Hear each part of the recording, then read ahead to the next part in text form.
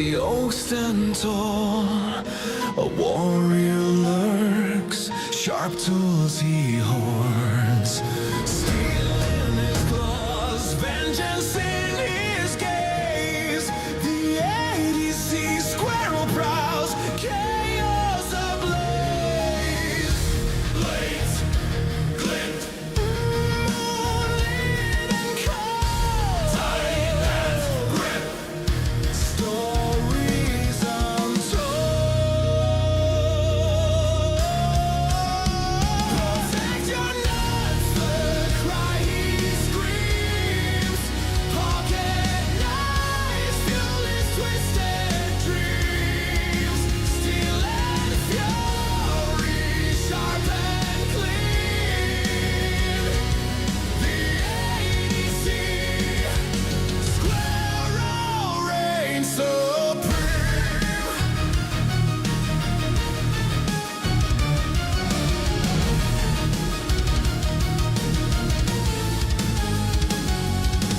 Acorns scatter, but knives he keeps. A forest arsenal, the shadows weep. Leather sheaths tied to his chest. A rodent armed, none dare contest. Dry branches creak, the hunt begins. A squirrel's code, sharp as his protect your nuts, the cry he screams. Pocket knife fuel his twisted dreams. Steel and fury, sharp and clean. The EDC Squirrel reigns supreme.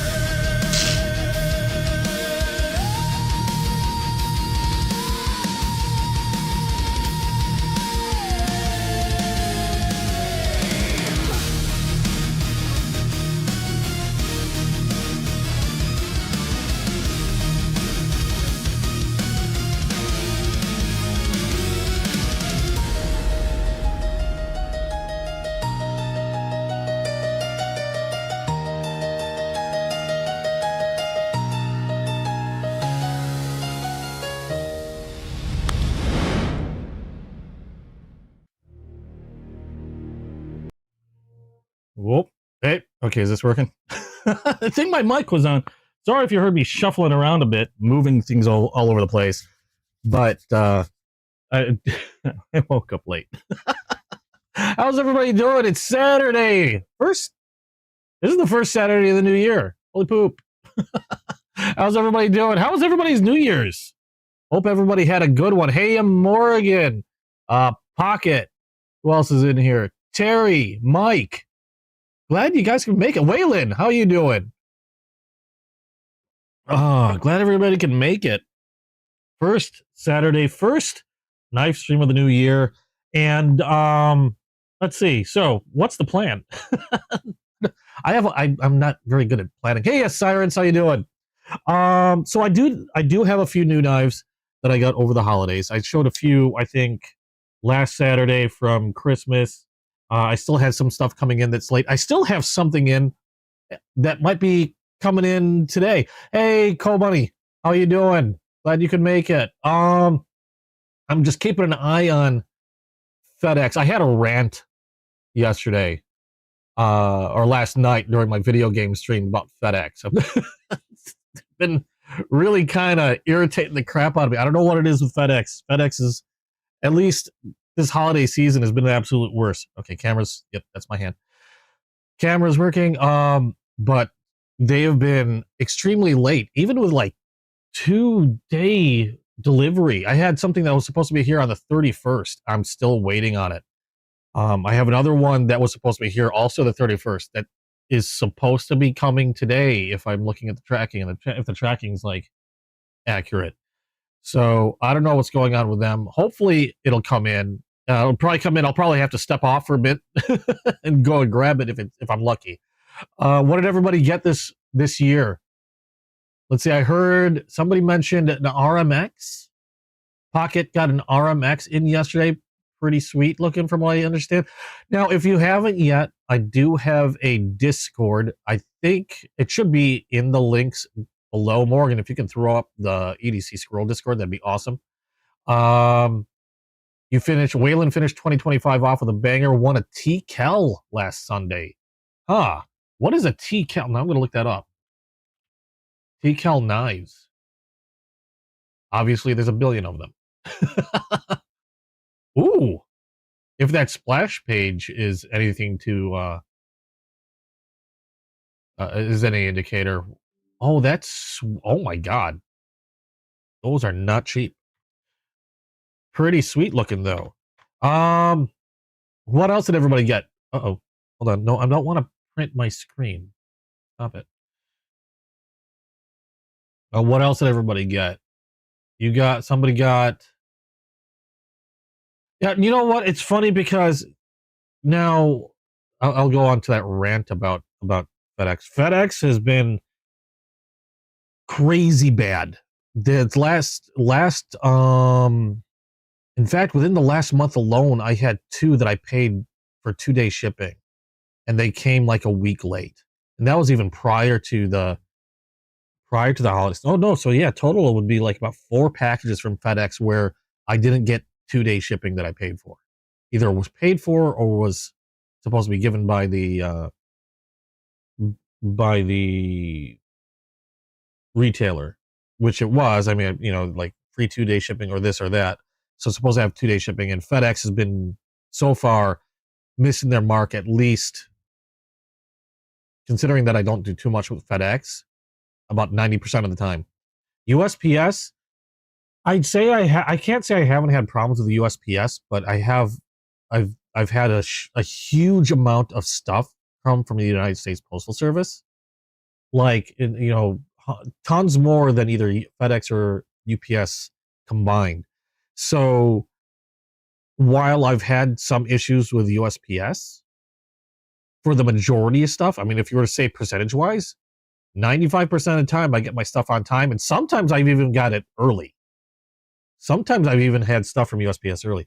UPS has been the only one that's been like pretty stellar the entire time. At the same time, like I said, I don't get much. I get probably the most stuff I get is from USPS. Then after that, I get stuff from UPS, and then very few in comparison has been FedEx. And then there's another service that I see sometimes from direct from some manufacturers. I forgot the names. I think it starts with a B or something like that. That I'll sometimes get, and I've had them deliver to the wrong building, so it hasn't been all that great. But USPS has actually been pretty decent. Of course, I also feed my postman a ton of free candy, so that could be a thing. You have a Jason Company's got a Jason machete out for delivery now, and a Condor mid Makara, survival katana. I haven't bought a new sword in decades. That's awesome. So if you haven't yet, join up on the Discord. I'd love to check them out. You can put pics down on the Discord. Share your pictures of anything you get. Admittedly, I'll put pics up now and then on Discord, but I've also been starting Instagram as well. So a lot of my photos are Instagram. I'm going to try to start sharing between the two more and more often, so I get more pictures on Discord as well. But if you get a chance, check out the Discord. Share some of that stuff, because I'd love to see some of that stuff in there. Oh, you got to run to the store, Waylon. Okay, no problem. Hope to see you soon again. So let's start things off as I always do. I have a few new knives that came in during the New Year's. I don't have a lot, but I do have one special one that I actually wasn't expecting until next week. And let me see if I can. We just adjust some stuff here real quick. Like I said, I woke up late, so I'm starting a little off. Okay, so first things first. quite a few traditional knives. I've been really getting into traditional knives. I'm not going to focus too long on some of them. Like this one I got as a freebie, which was actually kind of neat from oily from RL Simp on Whatnot. RL Simp is another seller on Whatnot that's got a bunch of cool, a lot of times harder to find traditionals, and I just want to give away. It's a simple slip joint pocket knife, but I'm showing it because it was something new for the year. I'm not the religious type, but hey, I'm not going to turn down a knife. So, a nice little freebie folder from RL Simp. And a lot of these are already out of the box. I did get a second one of these. This is a case yellow synthetic squirrel. And I felt like I lucked out because they've only made, from what I understand, I'd like to say between 5 to 600, or is it 5 to 700 of these were ever made. So a lot of these are going to be from people that are kind of like hanging on to old and new stock. I already do have one of these, but I was hesitant to use it a lot because I only had one and I wasn't sure if I was going to come across it again. So I looked out, found another one. This one, I'm trying to remember who I got it from, to be quite honest. I can't remember. Oh no, I'm going to feel bad now. I don't think he even has his name on the envelope, or he doesn't have his Whatnot name on the envelope. Anyway, I did pick this up from Whatnot. If I can remember where it's at, I'll find the name. But just a really cool Sodbuster Jr. from case, again, synthetic yellow. Something I wanted to get a second of, so that way I don't feel too bothered carrying one around with me if something were to happen to it. I still have one in my collection. But really nice. We'll probably go over this one with a fine-tooth comb later because I haven't really done much with it yet, and I need to get it all sharpened up and ready for pocket use. I'm going to show more cases in a minute, but this is an interesting one I know Morgan's probably going to like. What do we got? You want to beg Amazon sellers? Wait, what? You have 100. Hey, congrats on the 120. You're making your own Master Sword, Mike? I'll have to see that. All right, this one is a new one that I got from, now I'm not familiar with them, but Jose de Cruz. So I don't know all that much about them, but I've heard that they're like, I guess you can say, people have said that they're Opinel's better competitor.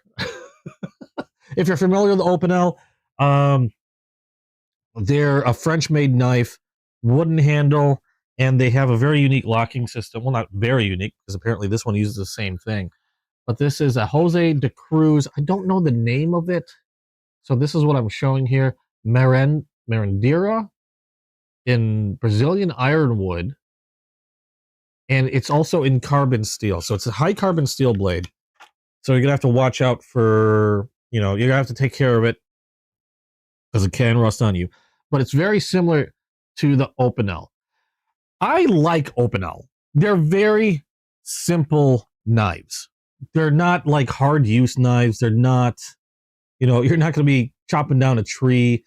But for even opening packages, or my favorite, or in my case, I actually like to use them for food because they're very thin, very slicey. And this is, what did they say? I don't even know where this is made. Portugal. There we go. High carbon steel, like I said. So you're gonna have to watch. You're gonna have to make sure it's well oiled, well taken care of. I like to wax mine. This one is Brazilian ironwood. They have different woods for the handles, but it uses a very similar locking system to Opinel. Now, unlike Opinel, their collar is knurled, so it's very easy to get a grip on, but you can't lock the blade closed. I know in the Opinels, you can lock the blade closed. However, it is a friction folder, so it's friction that prevents it from just flopping around. You can turn the collar and lock it open like you can the other Opinels. And you have a very slicey, high carbon steel blade. I'd like to say it's like 1086. Yeah, personally, like I said, I like to use it for food. So yeah, like the perfect picnic knife, or um, just outdoor whatever eating. I don't know, like picnics, get-togethers, eating in the outdoors, things like that. That's what I like to use my Opinels for. And they're still pretty handy for package cutting stuff. Like they're very knives like this are very non-threatening to a lot of people. They don't see a knife like this when they see you open it up, put it away. They don't really give it a second look, other than maybe, oh, that's an interesting knife, but that's about it. Whereas a lot of times your typical flipper, they, depending on the size and the looks, they might look at you sideways, if it's very tactical looking. But I think these are great, especially for food handling. Again, you want to make sure, because it is a high carbon steel blade, that you wipe it down, wipe it dry after every use. It will, over time, develop a nice patina that will also help it with corrosion. You can force a patina on this. I don't know. I know people have done it. They'll force a patina with like vinegar, or sticking it in like an orange or something like that for a period of time. I just protect mine with wax. I know it'll develop a patina eventually as I use it, so I'm not too worried about it. I tend to be pretty meticulous with the care of my knives, but I thought it was really neat. I like the look of the wood. Opinel is a very interesting knife to me. They're very simple, very inexpensive. They work well for what they do. Again, they're not a hard use knife, so I wouldn't expect to be using it for anything like, even, I mean, for light day-to-day carry at most. Again, Opinel is a meme knife you bought because YouTube said it has a perfect knife.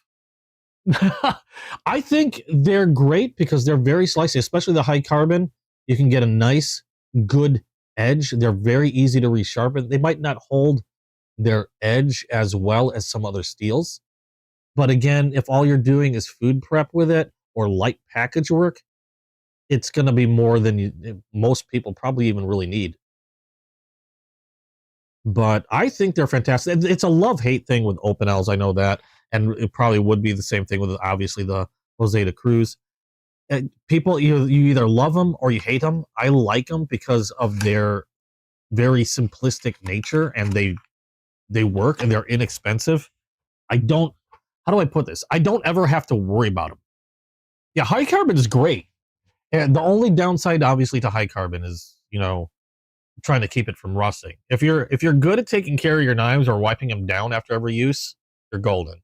If you're the type of person that likes to take your knife, throw it into your like tackle box, and then forget about it, you'll use it and you might wipe it down afterwards, then you probably want a stainless steel. This one, yes, this one is a bit more robust. Let me pull out. Hold on. Let's do a comparison. I meant to do a comparison last time, and I completely forgot. Where did I put my Opinels? I've got a few Opinel, not a whole lot. If I can remember where they're at, that'd be great. Let's see. I think it's in this folder, or this roll. Yep, it's in this roll. So I have a couple Opinels. Your standard, I think this is a number 6. It's a little on the smaller side, I believe. And I think the Jose de Cruz is about the same size. Yeah. Okay. And this was this an Opinel 6?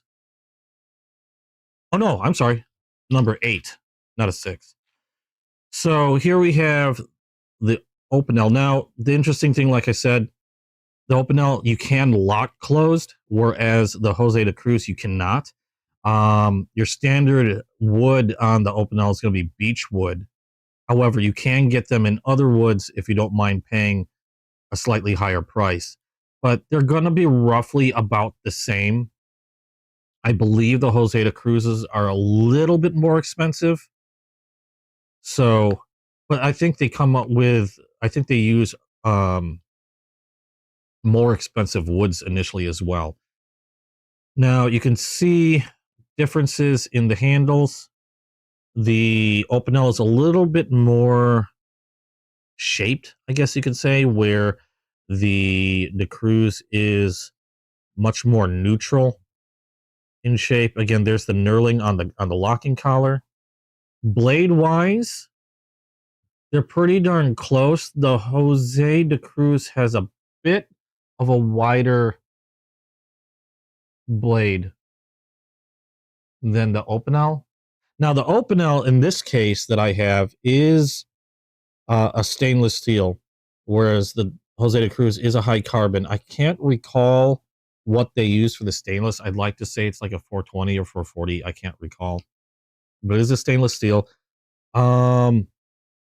Interestingly enough,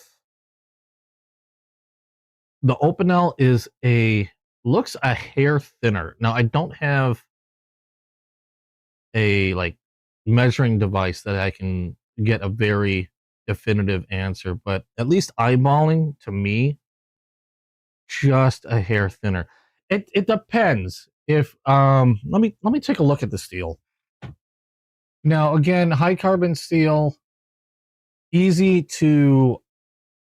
easy to like get a really good edge on high carbon, a bit easier than it is on average than stainless steel. Obviously, the downside is it's not stainless, so it will patina over time and can rust if you don't take care of it. Stainless. Hold on.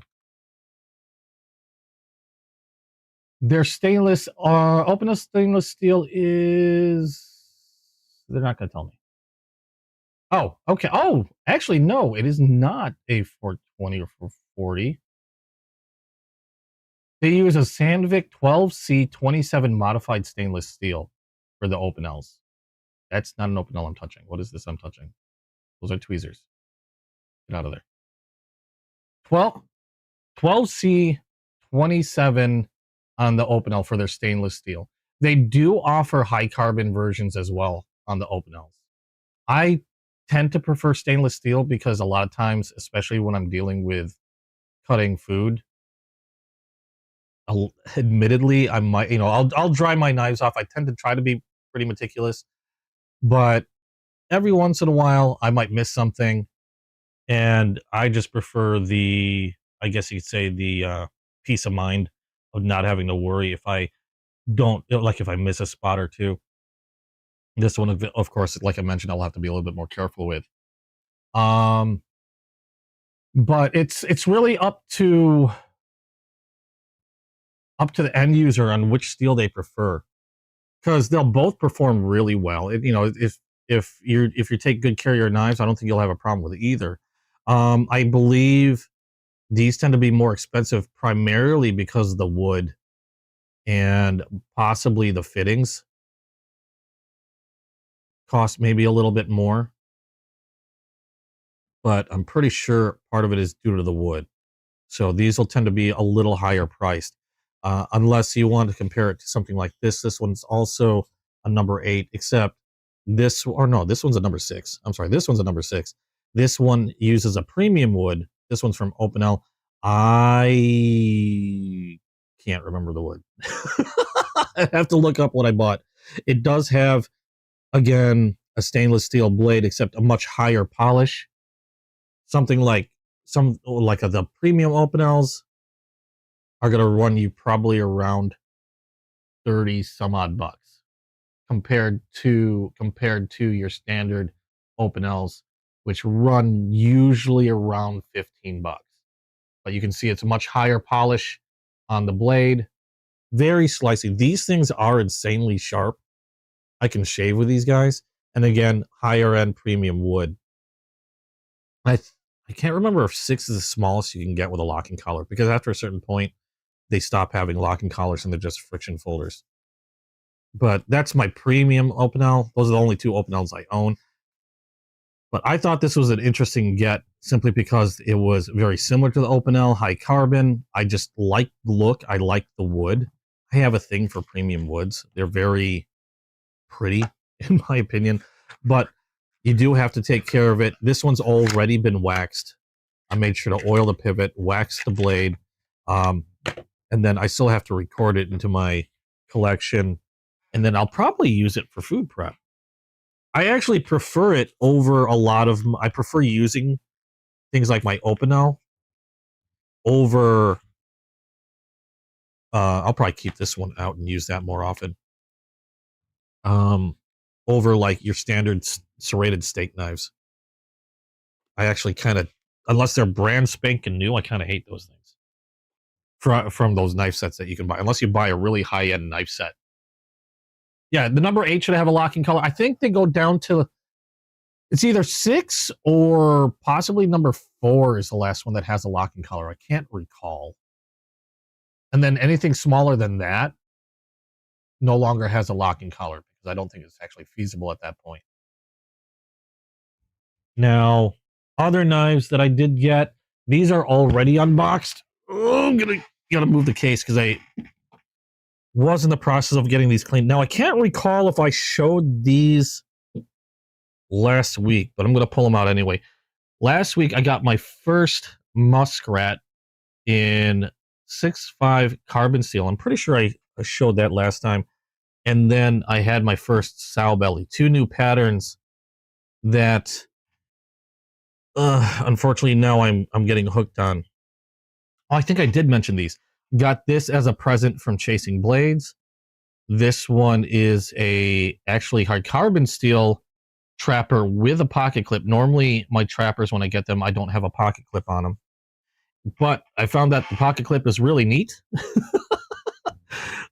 So I ended up getting another one also in 6.5. I really like the 6.5 bone stag, but I'm very particular. It has to be rather dark, like something along these lines, because sometimes they can look a little funky. And then another thing I got, this was a present, surprisingly, from just another frequenter of Chasing Blades. They just up and decided to buy me another muskrat. This one's a white bone muskrat. Now, if you're not sure what a muskrat is, a muskrat has 2 blades to it, both identical blades, clip point or California clip point blades on either side. And the neat thing about knives like this is one reason why I really like traditional knives, especially the trappers and now the muskrats and the sow bellies. Is a lot of times these knives, these traditional knives, I always carry a modern knife and I always carry a traditional knife. More often than not, I carry a trapper. I've started carrying these muskrats now, or I'll carry a Sodbuster Jr., which is similar to this. Now, these are single blades. However, I like the multi-bladed ones like the muskrat and the trapper because a lot of times if I end up having to do a lot of cutting tasks, like I'm breaking down cardboard, opening packages and stuff, I don't take my modern knife out. I usually take my traditional knife out. And these end up doing the majority of the grunt work because a lot of times, unlike the modern knives that I carry, a lot of times these are easier to hone. They might not hold their edge as well, but they're easier to hone and get back to working relatively quickly.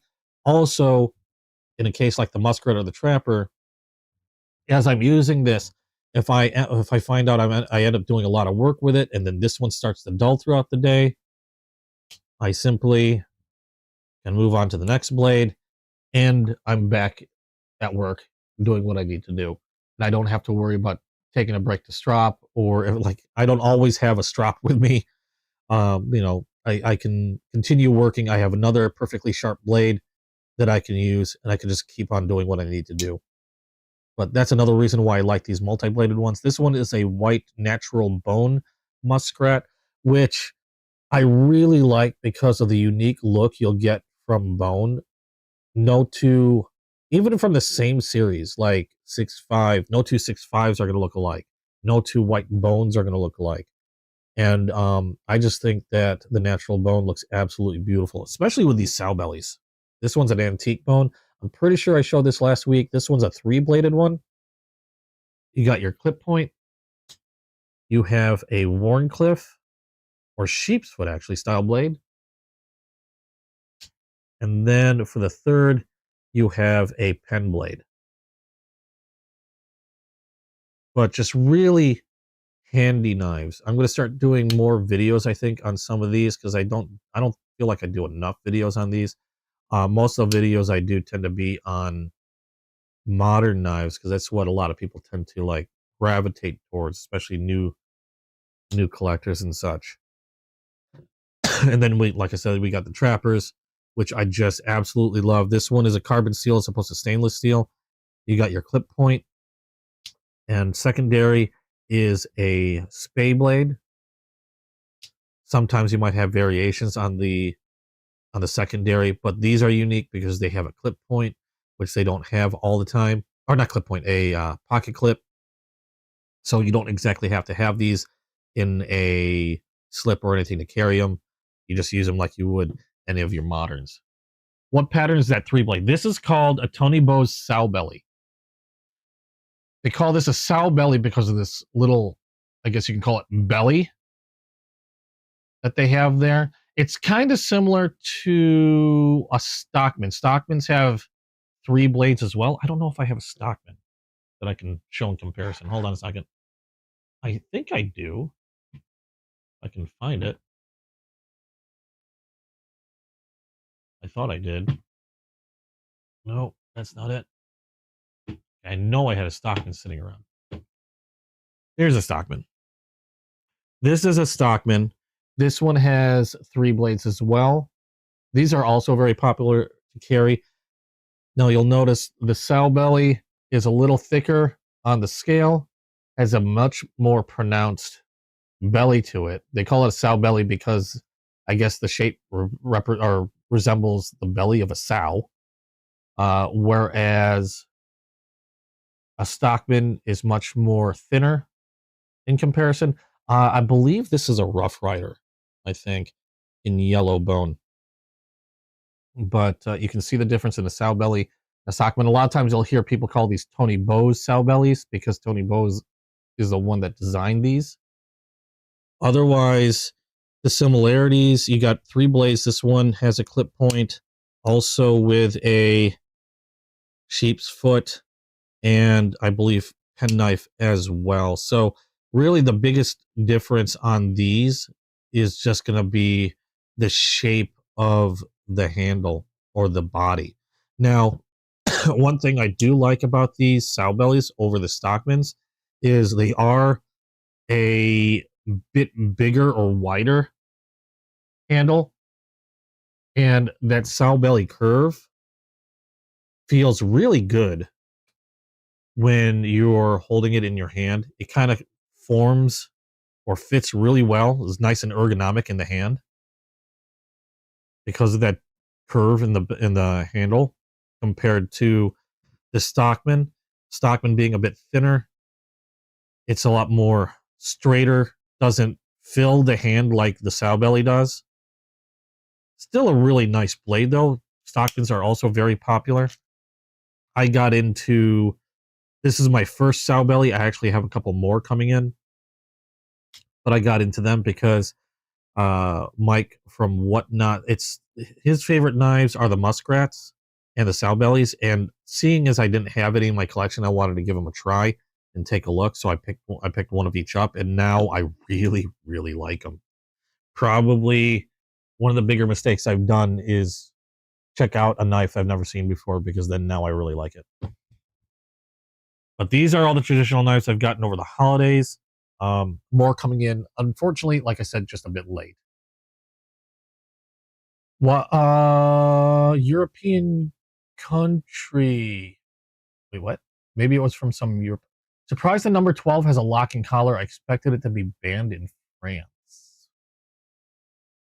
I wasn't aware, or the number 12 is pretty big. Usually, I guess, I don't know. It depends on where you're at. You know, you got a lot of places that have laws against locking knives. I don't know if they differentiate between how they lock, though. They do have a number 13, which I really want. The number 13 is a ridiculously large Opinel, and I think it was meant to be as kind of a joke, because I don't think they meant to, like, they made it, I think, possibly to see if they could, and because they thought it was funny, but it became really popular that it ended up staying. So the biggest one they make is a number 13. I believe they're like 100 some odd bucks though. I really kind of want one because they are ridiculously huge. So yes, I do want a number 13. I'll never be able to. That's something, like I said, using these possibly for food prep. That's probably something that I would be more inclined to use for, like, if I was carving, I don't know, large briskets or something, I guess. But check out the number 13. It's a pretty interesting one. Okay, putting all these back. And then I did tease at a new knife that I got somewhat recently. Let me make sure I'm not missing something, because sometimes I do miss stuff before I yap away. No, that one's going back. Yeah, I had a problem with a knife. I'm very upset about it. But nothing. I didn't show that to you guys. Yeah, so last week I showed the Ramet. This one was a 1 of 300, serialized number 136. This one's going to unfortunately have to go back because it's something I did not see when I initially was looking at it. Unfortunately, they can't replace it because they are already all sold out. And there's not another one that I can get. So all I can do is get a credit for it. But I got a crack in the pivot. You can see it there. I was so sad. And I can completely see missing this because this is a pretty wicked looking scale. Like, I didn't notice it until I just happened to be going over and started cleaning it. And then I noticed the crack. Hey, Plucky, how you doing? So unfortunately, this is going back because of where the crack is. If the crack was down somewhere else, I might be inclined to keep it. But because it's at the pivot, if that piece ever breaks off, I don't know how I'd be able to fix that. So unfortunately, I am out of luck on this one, and I can't get a replacement for it. So I don't know what I'm going to do. I can return it and get a credit. I already spoke to them. They were really nice about it and apologetic. But it is what it is. It does make me sad, but at least I can get it returned for a credit. Knife repair video. That seems to be a big one to repair, and because of its location, I don't know if it's going to be worth the repair. Because like I said, it's like right at the pivot and goes right through the scale. And no, they don't have a scale to replace it because they only made 300 of those. And I remember when I bought that, they were driving to try to sell all 300, and they did. So unless they were to talk, say, Ramet into making one set of scales for that thing, fill it with epoxy. I mean, I suppose I could. It would be an extensive thing where I'd have to take the knife apart, fill it with epoxy, possibly re-drill the hole. Because my worry is that, now there is a liner, so I'm not worried like the blade's going to fly out or anything, but the problem is the crack goes through where the pivot is. So if that were to ever break or is compromised, like I wouldn't be able to tighten it down anymore. It would just, you wouldn't be able to securely tighten that portion down to hold the blade in place. So that's my biggest concern. But it is what it is. I'll find something else. I always do. Now, to the last new knife that I got for the beginning of this year, like I said, I got this early. And again, hold on, let me check FedEx. I've been keeping an eye on the website to see if it's something supposed to come today. I don't know if it's going to make it in time for this. Oh my God, it's here. Okay, hold on. Brakes. It's here. I will be right back. I'm going to take my mic off. I will be right back. I'm going to run downstairs. I'm going to go grab it real quick. So talk amongst yourselves.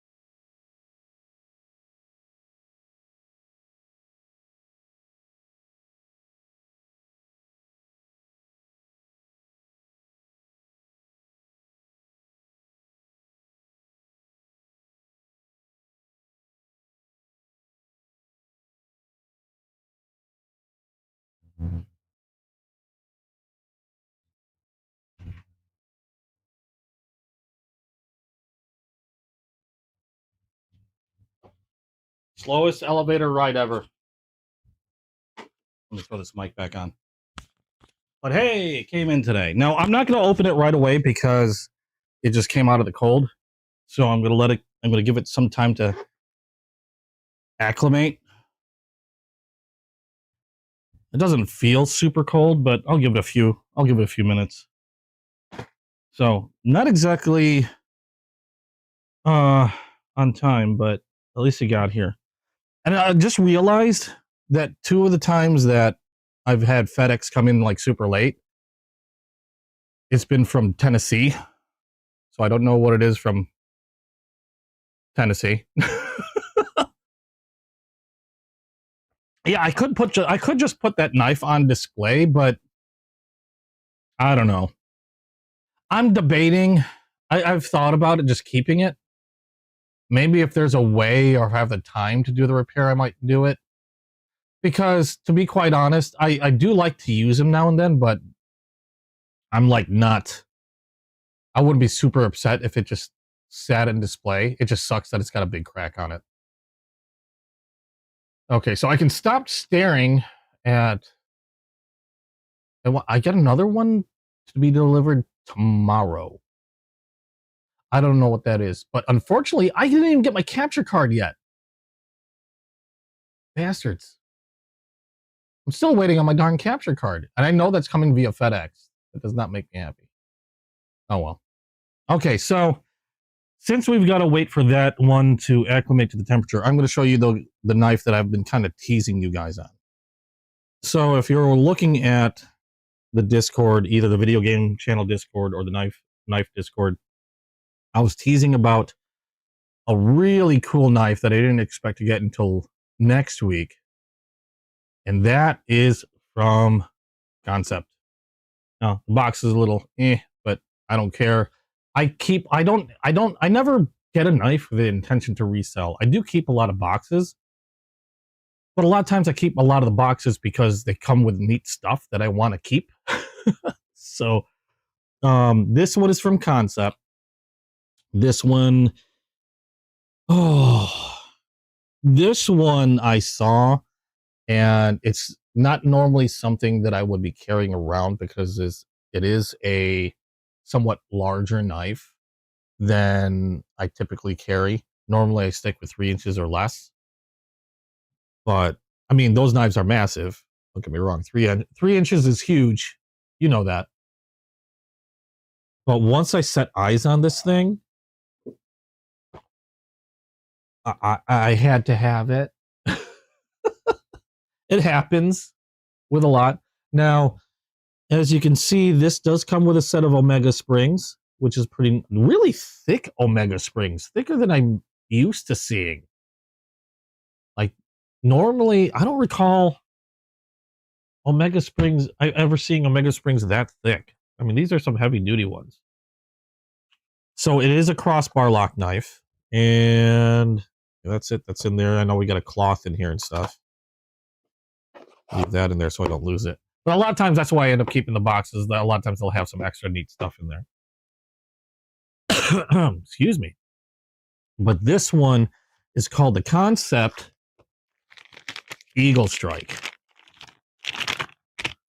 And it's a beautiful version of the Eagle Strike. I'm going to see if I can do a close-up first. Focus. Thank you.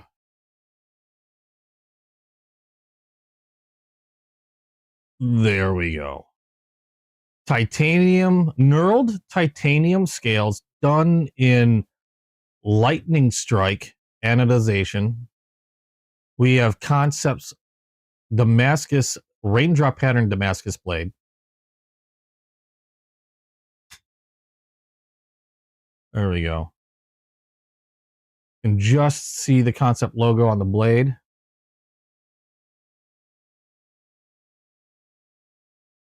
Full liners. Pocket clip is not reversible. You can see the lightning titanium on the pocket clip as well. absolutely beautiful knife. I saw this, it was like, oh, mine. And I love their Damascus steel. Now, a lot of people, if you're like a steel snob, you're not going to think it's anything special because it, other than the looks, it probably isn't. Their Damascus steel is for most. Okay, how do I put this? Most Damascus steel, when you see Damascus steel, like in a lot of fixed blade knives that you see relatively inexpensive. Let me go grab something here. And I do have some really nice, in my opinion, Damascus steel knives that are, to be honest, they weren't the most expensive things in the world. I do like them. I do like Damascus knives. But as an example, here's a couple of fixed blades. These are from Titan International. You can see here. So yeah, I do get fixed blades now and then. Bone handles. This one's also a raindrop. And also some knives like Civivi, Kaiser, they have their own Damascus that looks, in the case of Kaisers especially, one of their Damascus steels I absolutely love. If I can find it, I've got 20 billion cases here. I can't remember which cases darn thing's in. Open. Where are my Kaisers? That's not a Kaiser. I'm trying to find other examples of some of these Damascus steels. And, oh, well, here's one. This is Civivi's Damascus. Okay. But most Damascus steels are going to be comprised of a stainless steel mixed with a high carbon steel to get these really interesting wave patterns or raindrop patterns or however they pattern their blades. Now, while they're absolutely beautiful, and a lot of times you get really good performance because of the high carbon steel, and you get a little bit of corrosion resistance with the stainless that's mixed in with it,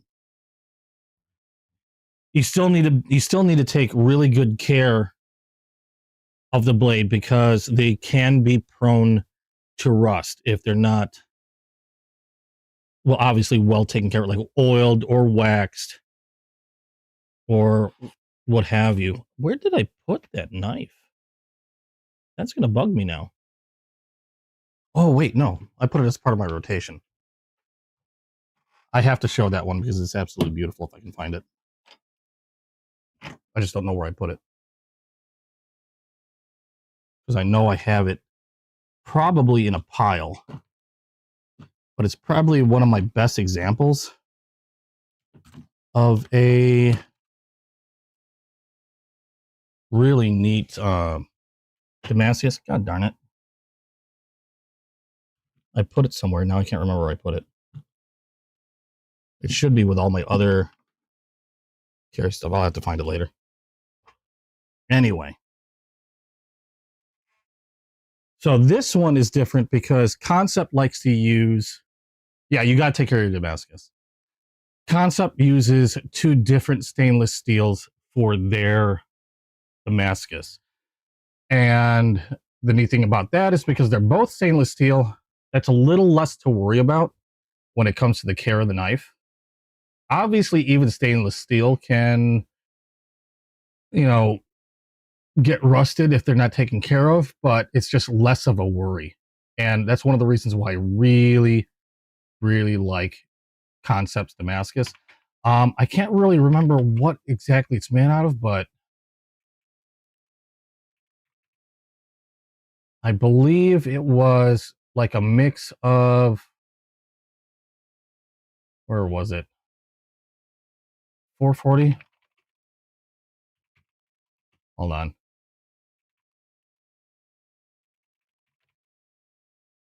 And 9CR and 440C stainless steels. So you have a decent amount of corrosion resistance on the Damascus, very pretty patterns, and just slightly less worry in regards to, having to take care of it. And regardless of the numbers that you see, the 9CR 440, they're still great steels. And more than enough steel. Then again, I'm not a super heavy user. More than enough steel than I'll ever really probably need. Like I like MagnaCut, for example. MagnaCut's one of my favorite steels ever, but MagnaCut's by far going to be more steel than I ever really need. But it's an absolutely beautiful knife.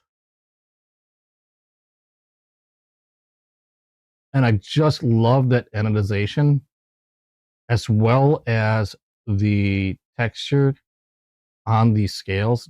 Just amazing. And it feels really good in the hand, believe it or not. It's the titanium on a lot of, depending on how they do the titanium, especially with like lightning strike, I've noticed usually is pretty slick. Now, this does feel slick on the thumb, but because of the texture, the shape of the grip, it's actually quite comfortable. It doesn't feel like it's going to go flying out of my hand if I'm using it. Got some jimping on the back here. Dual thumb studs. Like I said, crossbar lock with extra Omega springs. Thankfully, I've been pretty lucky with my Omega springs. I haven't had one snap yet. I know that tends to be a complaint with a lot of people. I don't know what this is. Bronze? I get confused. I would like to say bronze accents on the pivot and the thumb studs and such. Just a very striking knife. Probably not, Bunny. There's a thing with swords are a very special case. I used to collect swords as well. The thing with certain steels, they're great for pocket knives, but when you start getting into longer objects, they're probably some of the worst things you can use for a sword. Now, most swords that are usable, I should say, unless you're looking for a sword that's just meant to be hung on the wall and just looked at and never be used for anything. If you're looking for a sword that's capable of being used more often than not, they're going to be a carbon steel sword. So they're going to need to be taken care of, well oiled and such.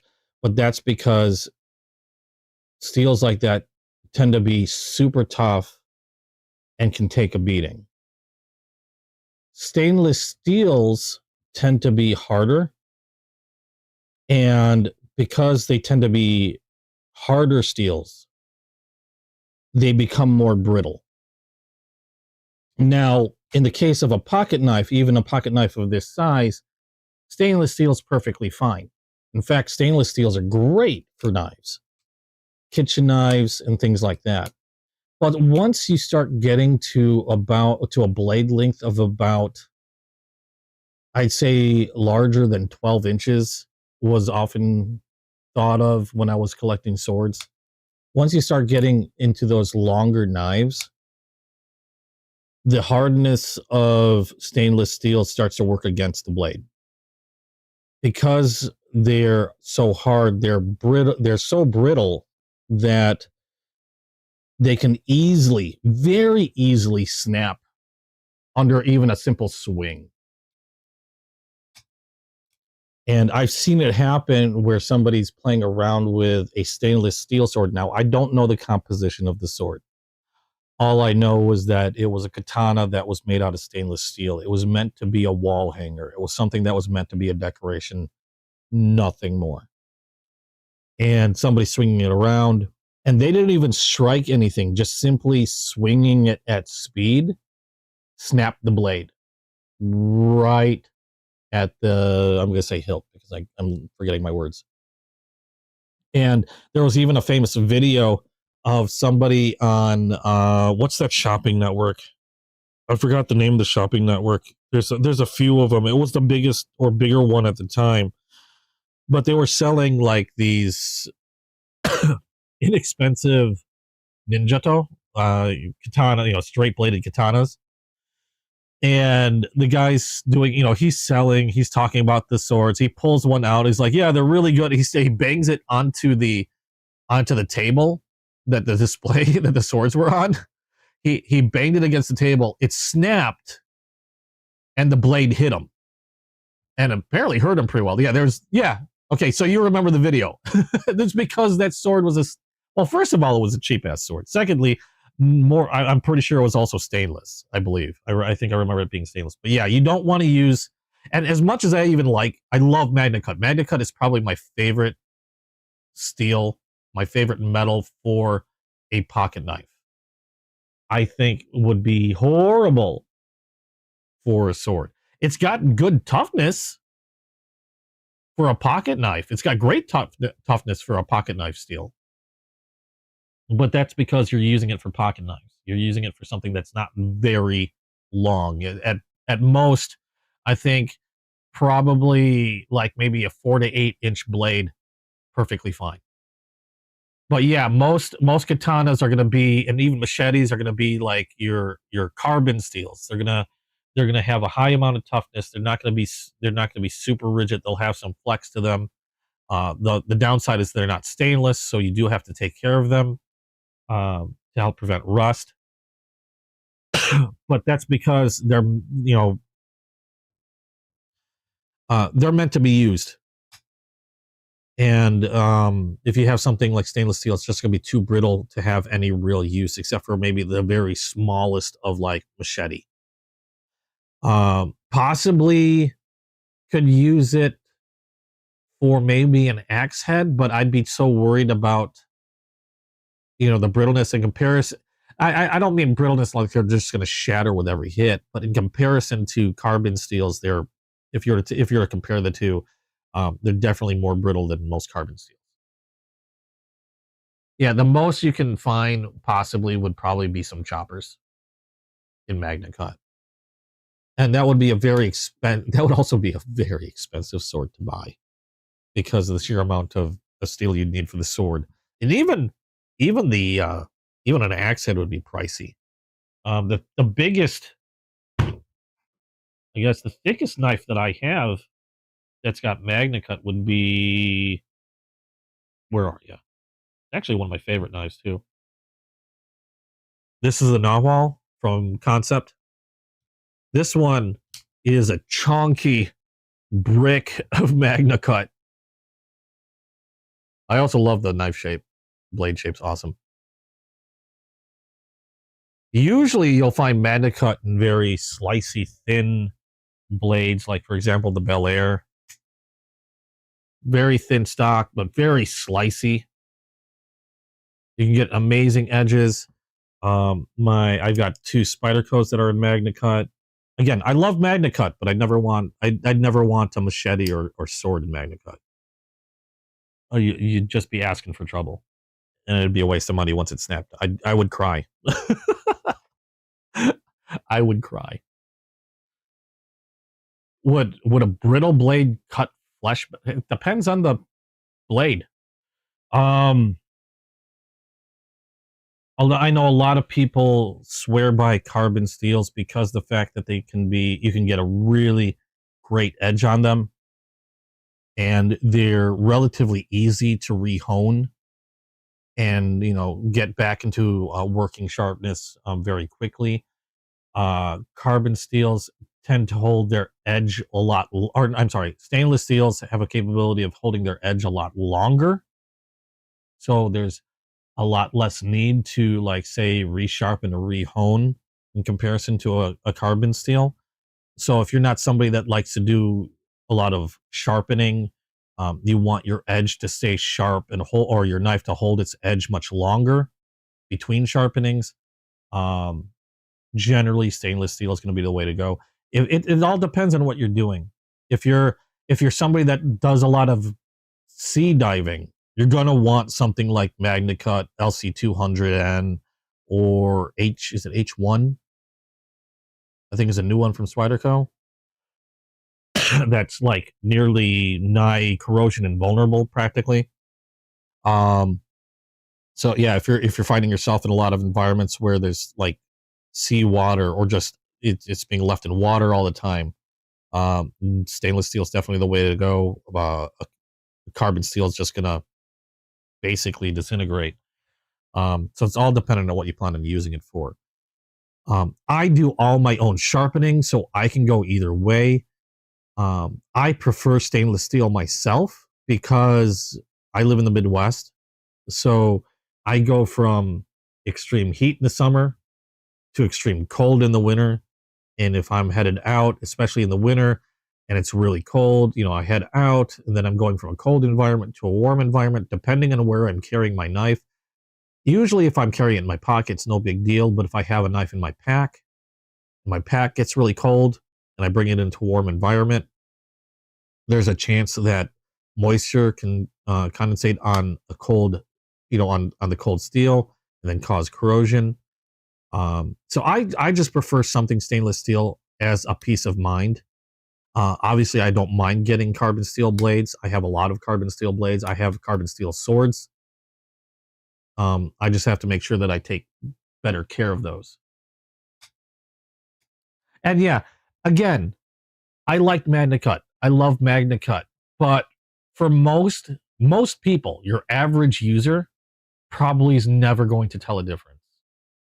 Somebody that your average user isn't going to find a difference, in their day-to-day use, isn't really going to notice anything. If all they're doing is opening packages, cutting cardboard, and whatever, most aren't going to notice anything between one steel or another.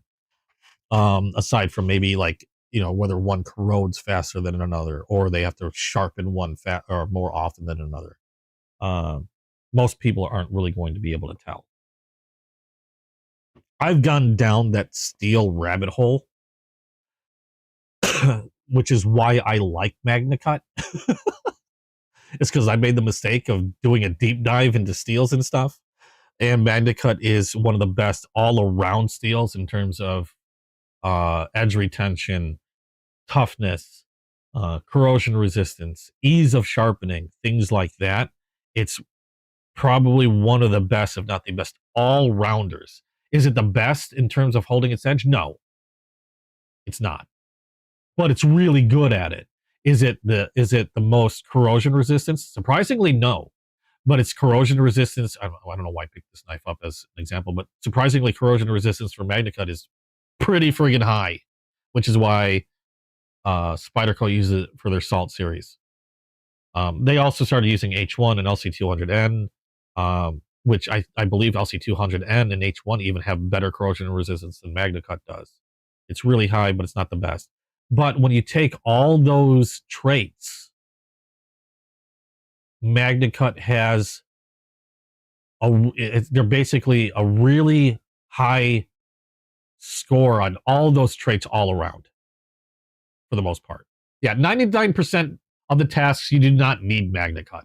I just like MagnaCut. For me, it's a nice to have. And how you doing, Eagle Scout? Like I said, most people aren't going to notice. Most people aren't going to notice. A lot of people aren't going to notice really a difference between me using something like this, which was a freebie. Okay, this one I believe was, I don't know, it just says stainless steel on it. Other than looks, most people aren't going to notice a difference in use. Okay? But there's nothing wrong with wanting, yeah, exactly. There's nothing wrong with wanting premium steel. It's nothing wrong at all. Like I said, I like MagnaCut. If I can get something in MagnaCut, I'm going to try to get it in MagnaCut. But that's me. It's just what I like. It's just, do I need it? No. I don't need MagnaCut in my life. I like MagnaCut in my life. Let's put it that way. Thoughts of getting a Spyderco and MagnaCut, but don't. You know my thoughts on getting a Spyderco and MagnaCut?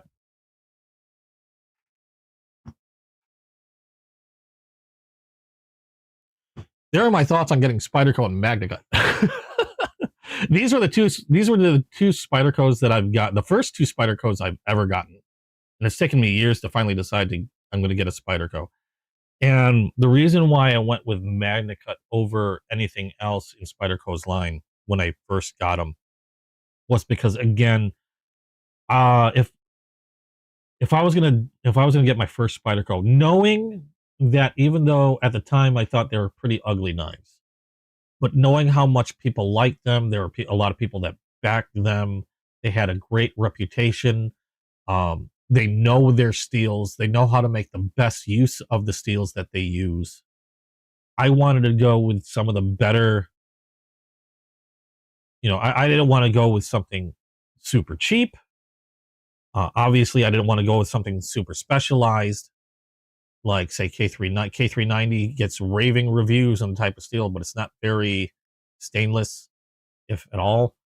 I hear a lot about like 15V, 30V, things like that. I found out that they had them in MagnaCut, so that's what I went with. Do I need them in MagnaCut? No, I don't need them in MagnaCut. Did I want them in MagnaCut? Yes, I wanted them in MagnaCut. And so those are my first two Spydercos. In fact, I'll be honest, one of my favorite steels I'm finding from Spyderco, one of my favorite steels that I'm finding out from Spyderco. Don't get me wrong, love the MagnaCut, will always love the MagnaCut, don't need the MagnaCut. But Spy 27. And again, do you need it? No. I just like the particular traits of the knife. Will it cut any worse or any better than some of the other knives that I have? Debatable.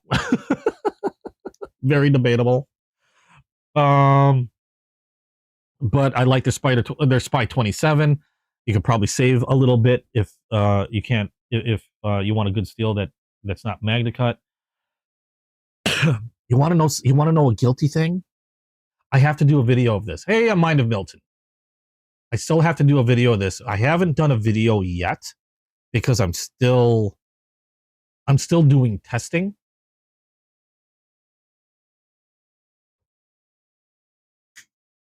Gonzo.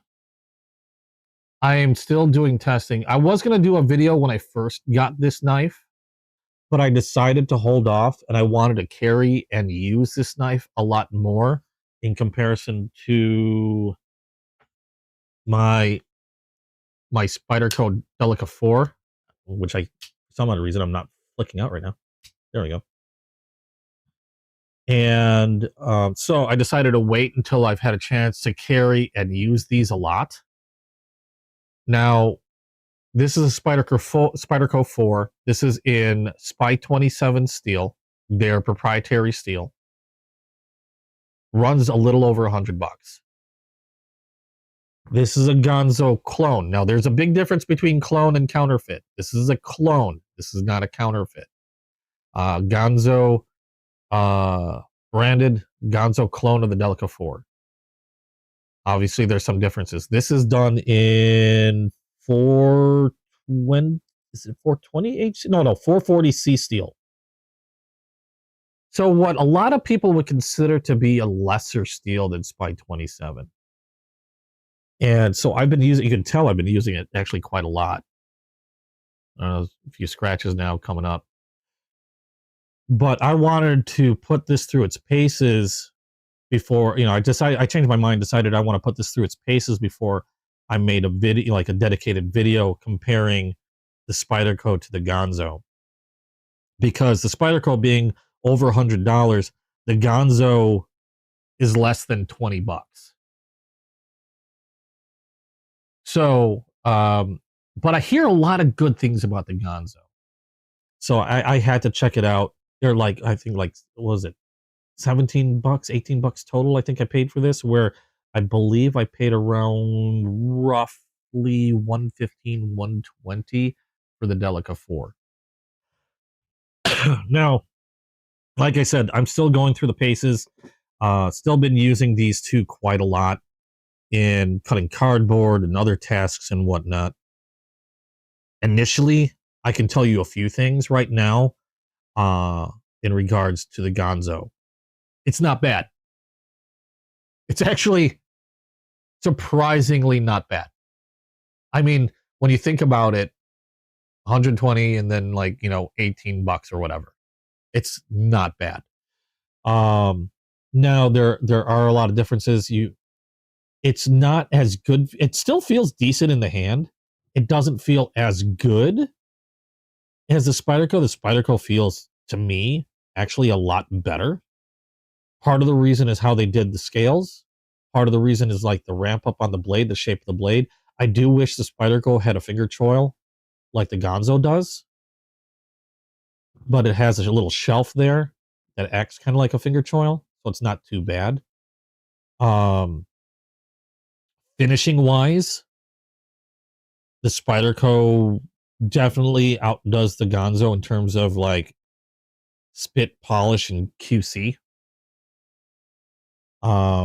Whereas if you looked at the Spyderco, now these are FRN scales. People, they'll all have different opinions on FRN. I don't care as long as the scale's done really well, which Spyderco does. Really grippy, really nicely finished. No sharp edges anywhere on the scale. Very nicely done for FRN and super grippy. Like, oh my God, grippy. Like almost too grippy. Almost. Gonzo didn't do too bad of a job. Pretty grippy. Has some weird slickness to it though. So it's grippy, but just not as grippy as the Spyderco. But then you start noticing things like this. Like, whereas, again, Spyderco's finishing, even on the scales, their FRN, perfectly, very nicely done. Whereas you can kind of see on the Gonzo, you can see where they might have been attached to the sprues and they just sort of snapped them off. Didn't bother to sand them down. It also is not as well rounded as the Spyderco.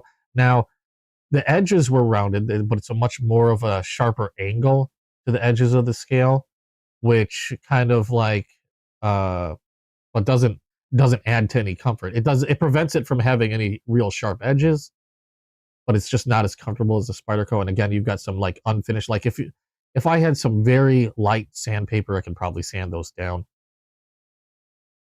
But, they didn't bother there.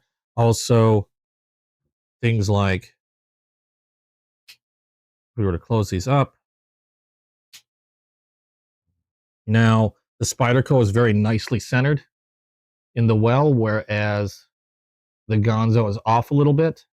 And I did play with a pivot to see if I were to tighten the pivot, if it would center itself or anything like that.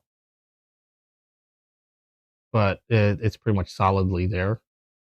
So I don't know if that's something that bugs you too. That's another thing. Also, the damn pocket clip. Now, admittedly, Spyderco's pocket clip was very similar. I swapped mine out with a deep carry. I wish they'd stop using pocket clips like this, though. I just dislike them. And also, the thumb hole, while more elongated, I have a hard time thumb flicking the Gonzo or reverse flicking the Gonzo compared to the Delica. And the thumb hole itself feels a lot sharper in that hole. That sounds weird. And I find that, like, I've tried flicking it open and I'll be shaving bits of my fingernail off each and every time. Like, it's not like razor sharp, but it digs and it'll cut if you're not careful. And I've had to clean that, nail shavings out of there every once in a while, to the point of where I don't bother reverse flicking this one. I just use my thumb to open it out. Now, yeah, if you're abusing your knives a lot, Gonzo would probably be the better deal because they're so inexpensive. Something happens, you just buy another one for $18. At the same time, Spydercos are pretty damn tough. Like, to be quite honest, I wouldn't have a problem with throwing either of these into a tackle box that that is in regular use, gets wet a lot. Granted, you'll still have to wipe them down. I mean, they are both stainless steel, but I will tell you the Spyderco will probably last a lot longer before showing any issues than the Gonzo will. But then again, you got to think about that. The Gonzo is also a hell of a lot easier to replace in terms of cost-wise. I will say, in the time that I've been using the Gonzo in comparison to the Delica, I've had to hone this a lot more often. Now I can get this to a hair shaving edge, but where I've had to sharpen this, say I've had to hone this like 5-10 times, I've maybe honed this once, maybe twice in comparison, with roughly equal amounts of use. I've had to, I'd go through a bit of cardboard, feel like it starts to drag or starts to tear, and then I'm back on a strop. This one will do a lot more before I ever even have to think about doing that. In fact, this one needs to be stropped again. I still haven't bothered to do this one yet. So that's another difference between the two. But again, cost-wise, I mean, you are looking at a roughly close to $120 on the Spyderco versus like $18 on the Gonzo. So it's all about what you can live with and what you can't. Like what you can live with and what bugs you. If you know what I mean. If you can live with having to hone your knife a lot, if you don't mind having these little sprue attachment points that need to be, either filed or sanded down, or you just don't care about them, because these I've actually kind of like, what's the word I'm looking for? I've kind of like worn them down. I haven't sanded them, but I've worn them down because one of these was actually particularly pointy. You could feel it when I was holding it. That I was like, "What the hell is that?" And that's when I noticed that it's like, "Oh, looks like where they snapped it off a sprue." And so I just ran it over like the edge of a table just to smooth out that really, like, you can hear my nail catch or see my nail catch on that. But I just smoothed it out on the edge of a table to flatten out that little pointy bit. So, if you can live with things like that, the fact that this thing is super cheap, this is actually surprisingly good buy. Like, surprisingly decent. And a lot of my other knives are 440 or 420 HC. It's still a good steel. On paper, yeah, it probably can't compare to a Spy 27, but it's a pretty darn serviceable steel. And again, like I was saying before, for most people, unless you talk to them about differences in steels, they probably wouldn't notice and could pick up either one of these and be perfectly happy if they didn't notice the price and didn't know what they were made out of.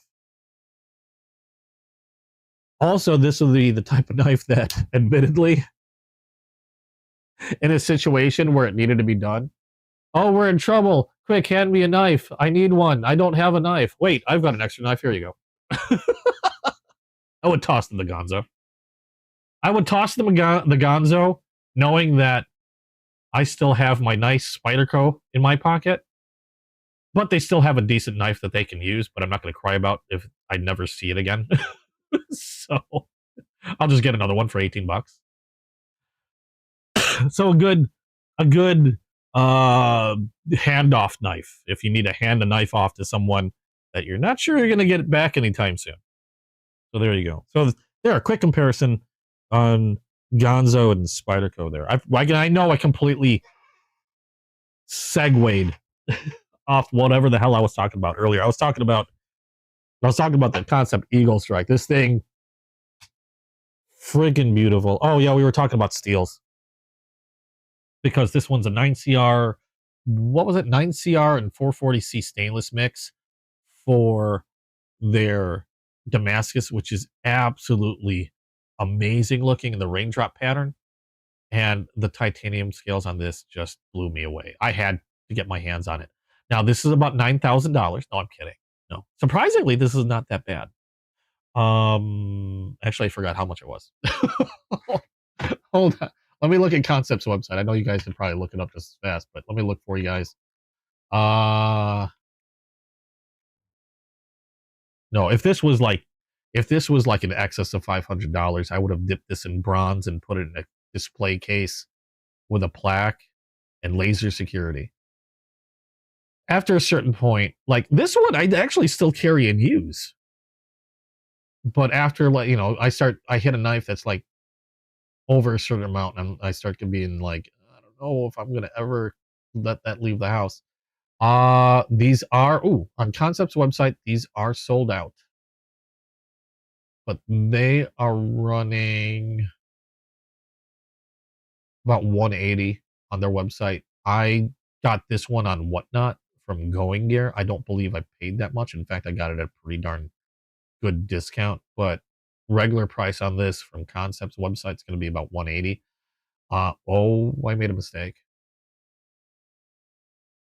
I made a mistake at looking at their website. Because apparently there's a pre-order. Wait, what's the difference between this one and the pre-order? What is this? What is that? Where's this? No. Is this the pre-order? No. Wait a tick. Which one was I looking at? Oh, no. The one for 180. I was looking at the wrong one. The one for 180 doesn't have the textured scales. So it is a titanium scale. It does have the lightning anodization, does have the Damascus steel blade. However, it's a smooth scaled it's a smooth scale as opposed to this one, and those are 180 and currently sold out. The one I have in hand apparently is only set for pre-order, which is weird. And this one is running, how much are they running for pre-order? I don't see a price. Where's the price? 183, 182.89 for this one, the one with the textured grips. So you can pre-order this on their website for 182.89. Sometimes some dealers and whatnot will get their hands on stuff early, so I'm thinking that's what happened here. Is I was able to get my hands on one earlier. I guess. It says December new, so I don't know why it still says pre-order. But 182.89 for those. 180 otherwise. I think they have other versions also of the Eagle Strike for a little less, for like 170. It looks like 170 to 172, depending on the scale material or how they do the scales, the colors and stuff. So yeah, you're going to be looking at roughly 170 to 183. Oh yeah, no, it's funny because I do carry Sirens. I do carry both this. Whenever I'm carrying this, I'll carry the Delica. Or if I'm carrying the Delica, I'll carry this. Because again, I've been wanting to do a more in-depth comparison on these. And I'll actually do a separate video on that. You've probably heard the majority of everything, though, on that one. So that is the Concept Eagle Strike. We have one more box that just came in. And the Concept I was going to show last, but I wanted this box that came in from FedEx to acclimate to the temperature. And I think it's been in here decently long enough. It wasn't that cold. So this one I got from Deadwood. Where am I going to find a knife to open this box? There we go. This one I got from Deadwood Knives. It is a traditional style knife. Let me make sure I don't have a information I don't want to show. Give me a second. Oh, peanuts everywhere. Get out of the box. Okay. This is a case knife. This is the last new one I've got within the last week.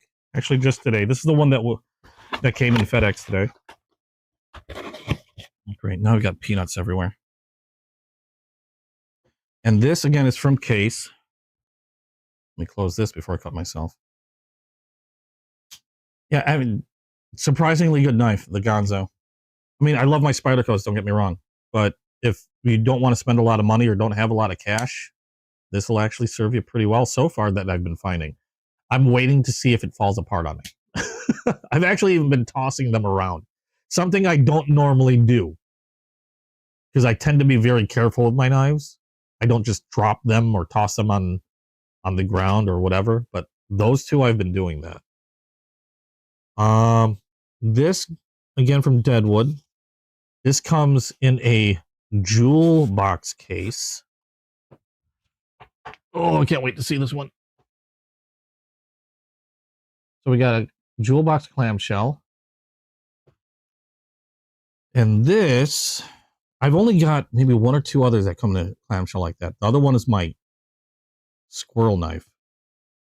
And this is, please tell me it's okay.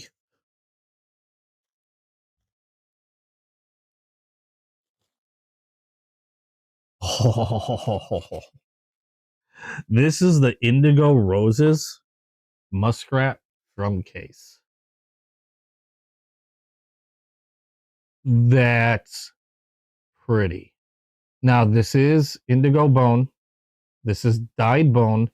It is etched in the bone, so you can feel every petal, every leaf on there. It's not just a smooth, like it's a picture on smooth bone. No, this is etched on both sides. You got your diamond XX badge. There's the other side. A bit of milk there. Milk is where the dye doesn't necessarily take, so you get a little bit of like light color or bone showing through.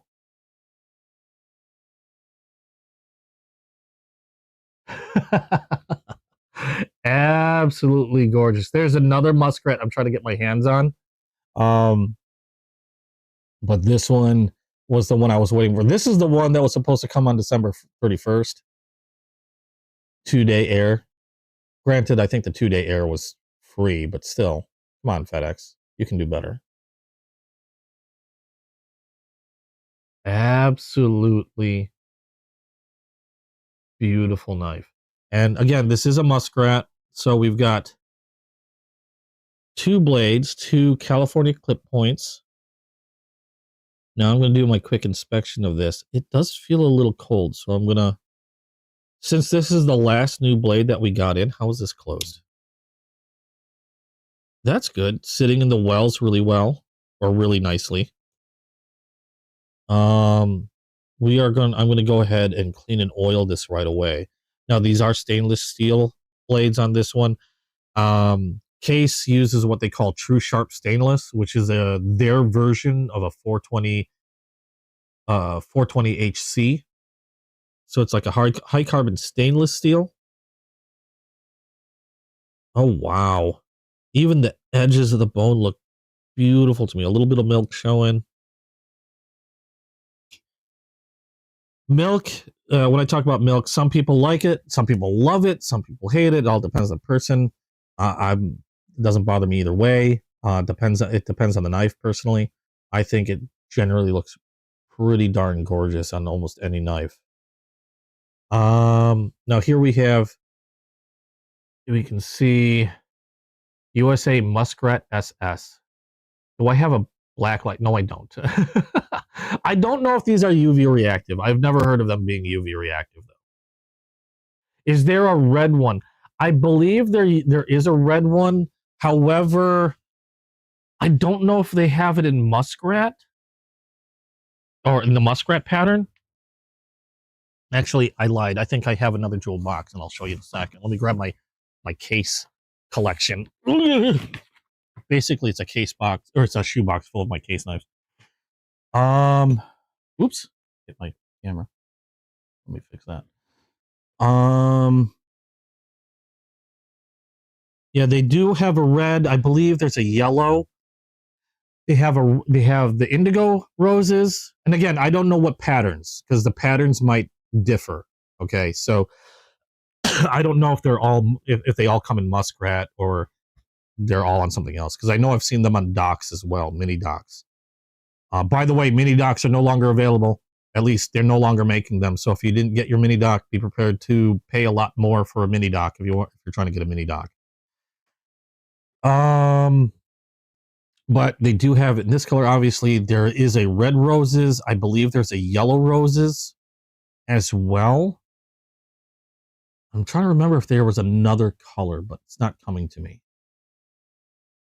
They might have had it in green, but I don't think so. I'm not sure. What was the other one I was going to show you? Hold on a second. Is it this one? This has got to be it. Or this might be my squirrel. Give me a sec. No, that's a squirrel. I don't know where it is.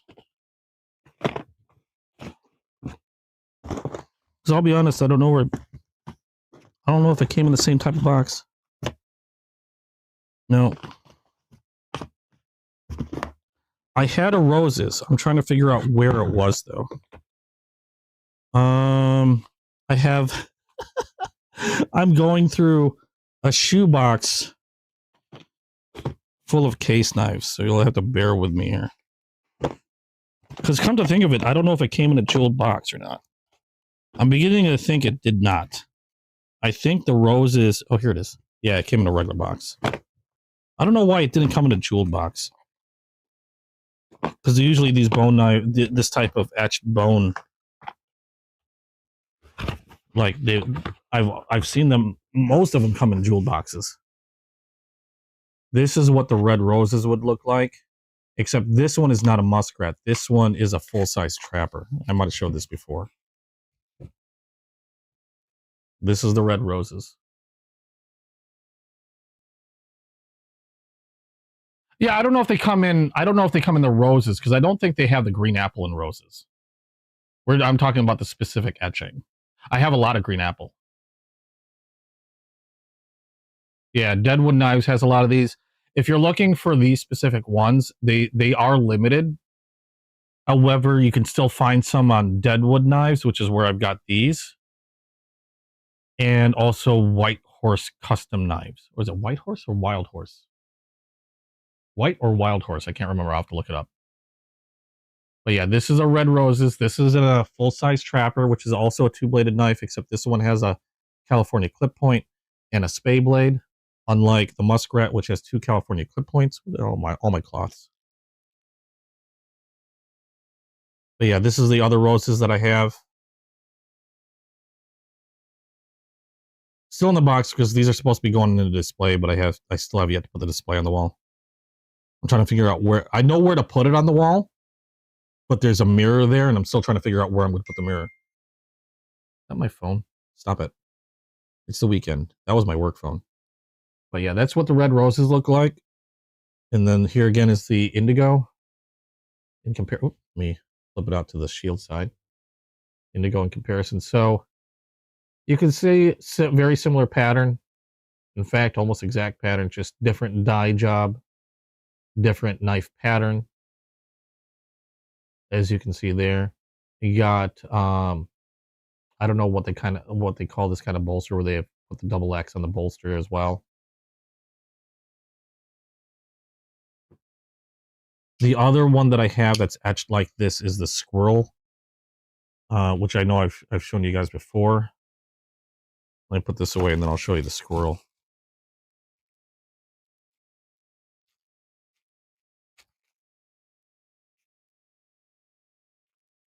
I don't know what tissue I'm wearing, but oh well. It's the roses one.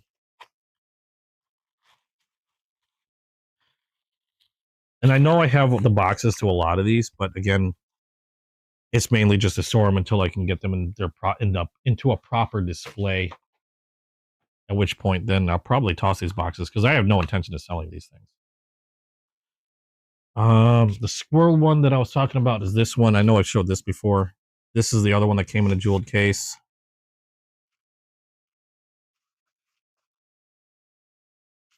This one's also in a trapper because a trapper is still one of my favorite patterns to collect. Except this one is in an antique bone, part of their wildlife series. There's the squirrel on the side. On the other side, Case Wildlife Series Squirrel.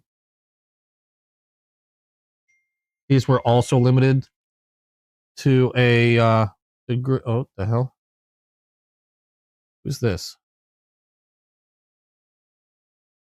How was your day? Anything exciting happening? Why are you texting me on my work phone? I don't know who you are. Go away. Yeah. Oh, this is the reason why I got it. Was because of the squirrel. I have a lot of squirrel knives. There's this case here. I have the yellow synthetic that I showed you. I have a synthetic yellow trapper squirrel knife. Again, all of them, I believe, at least this one I know is one of 500. I'd like to say the Squirrel Sodbuster Jr. was one of 700 made. I think they made a few more of the Sodbuster Juniors. And then the Trapper, I think, is one of 500 as well. Let me put this back in there for now. The Trapper is in a different case. This is the synthetic yellow squirrel trapper. I believe they made 500 of these. You can still find them for sale. I've seen a few retailers that still, like on Whatnot, a few sellers on Whatnot that have kept a few new in box, and they'll bring them out every now and then. That's how I got a second one of the Sodbuster Junior ones, the other yellow one. So yeah, probably a scammer. I wouldn't doubt it. So yeah, that's my synthetic yellow. I might grab another one of these if I see them available, but I'm not. I've already got one, so I'm not like dying to get another one. I did want to get another one of these because I do like carrying the Sodbuster Juniors a lot. I like carrying Sodbuster Juniors. I like carrying the muskrats. I like carrying. I don't know. It depends on how I feel. I'll carry one of these around, but Sodbuster Juniors tend to be the ones I carry around the most. And I wanted the ability to carry one of my squirrel knives with me around every once in a while and not have to worry about losing it or something happening to it and not having one in the collection anymore. So yeah, I do have two of those. But that is all the new knives that I got over the holidays. So it's gonna be slowing down a little bit because I'm broke and I'm trying to save up for a trip. So while I still will probably end up getting a few new knives here and there, and I think that's part of where I plan on going in terms of the future, where the title is, I'm hoping to do a lot more videos on, first of all, knives that I've had in my collection but haven't done videos on because I started, when I started my channel. So some of my older knives I might start doing videos on, doing things on. Now I know I've done lives where I've done a lot of cleaning, some customizations. I might start doing some videos that specifically concentrate on, say, how I prep my case knives, like we're gonna do with this one in just a moment. Things like the comparison video with the Gonzo knife, and other stuff, sharpening, how I sharpen, what I do, things like that. If they had a Rose's Sodbuster Jr., you would. Yeah, I don't think I've ever seen a Rose's Sodbuster. The only roses that I've seen have been in trappers, muskrats. I have seen them in Baby Doc because I know they have a Baby Doc version of the Indigo. But I think that's about it. I don't recall seeing too many in other patterns.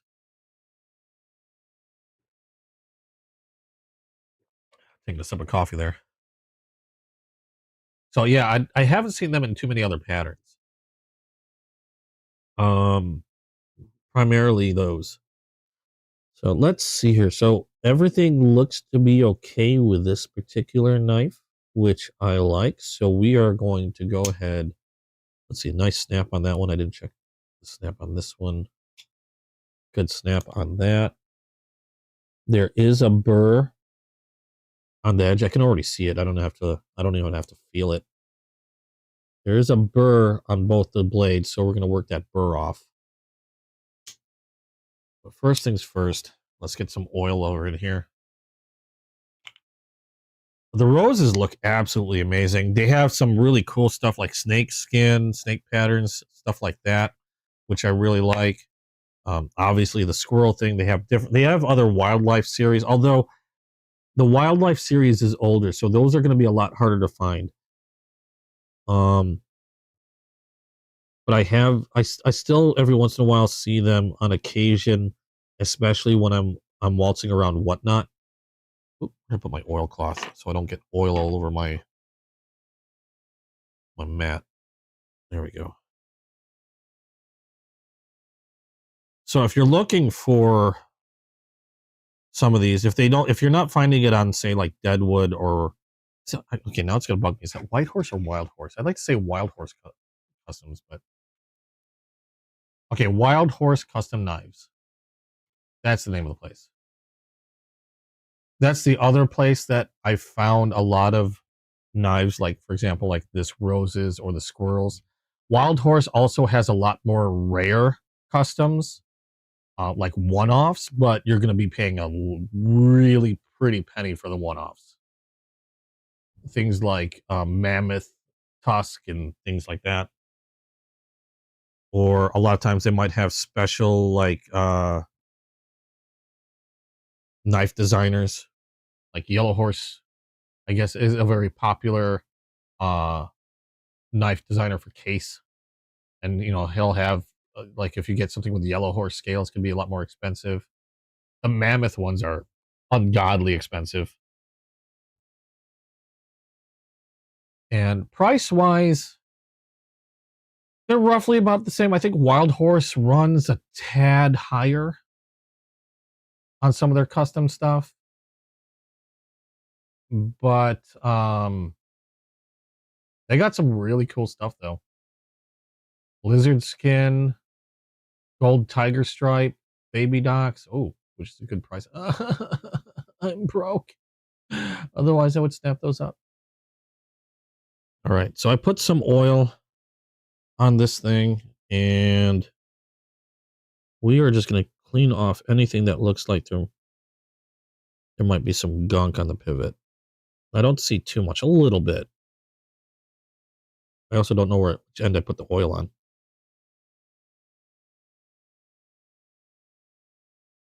So I'm not going to do a whole lot with the concept because I noticed there was a good deal of oil on it already.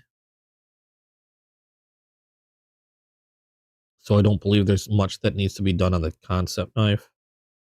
Every traditional knife, at the very least, that I get is going to go through a cleaning.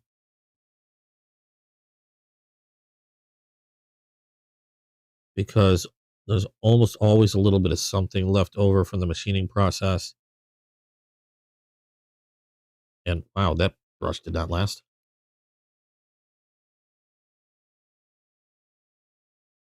Good thing I found a cheaper version of these brushes, but I do seem to go through them a lot quicker.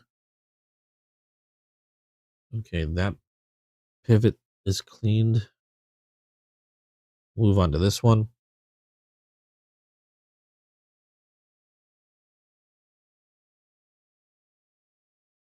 So, Cyrus, do you collect traditionals as well? Or primarily moderns? I used to collect primarily moderns, and then I just got really interested in these traditionals. And uh, it's been crazy ever since.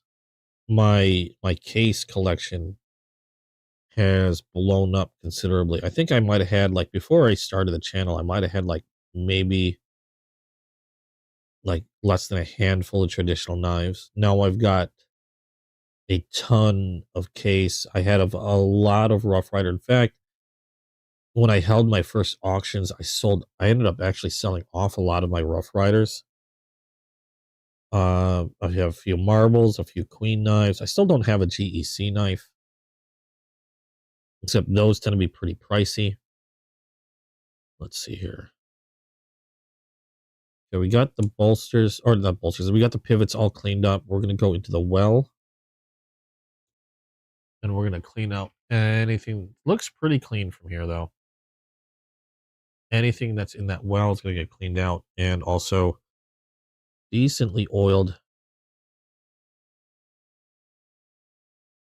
I'll essentially just let this swim in oil. I know some people will soak the knife in oil. I just drip oil into the well and then brush anything inside of it out, as well as any excess oil out, as opposed to like letting it swim in oil. Mainly because I'd rather not have to keep buying oil.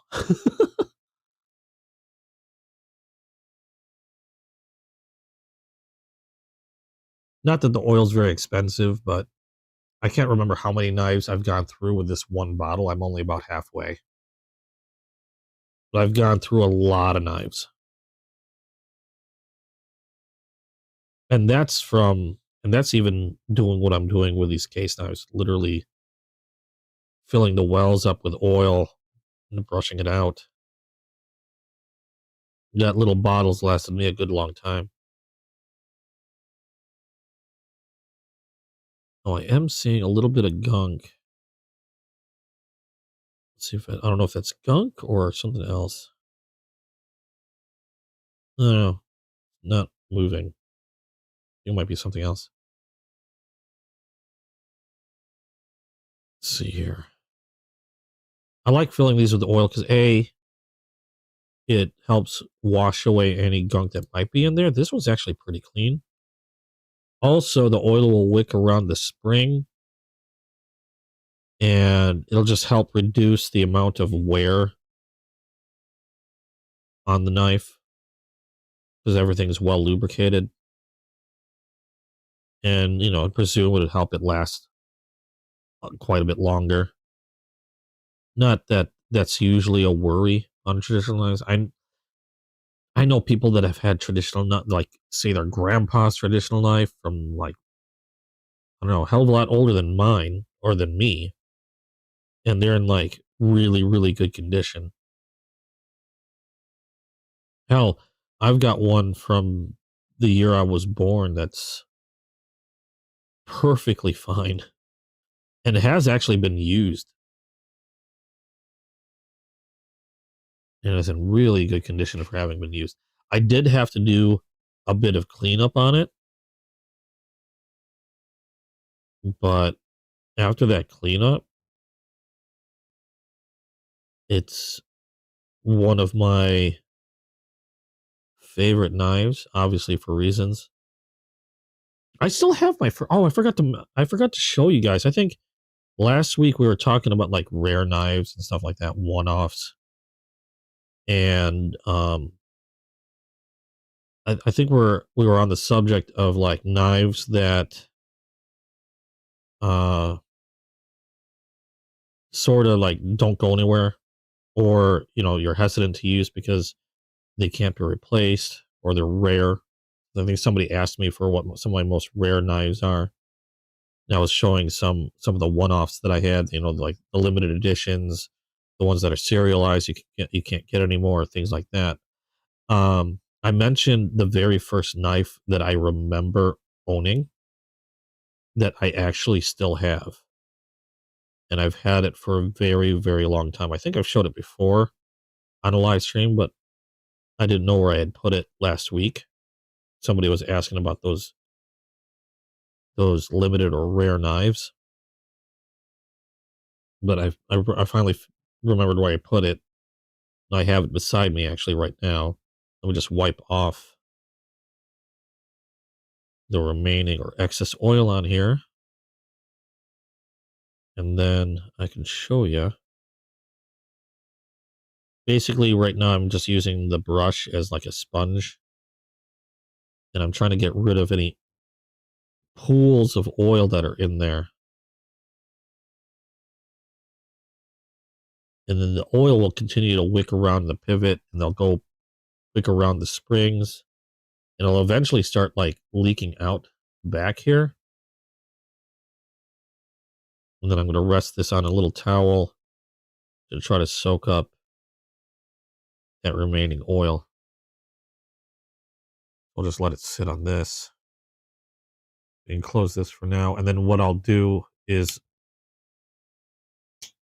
once most of that oil is wicked out, I probably should have worked on the blades before, but I'll do that next.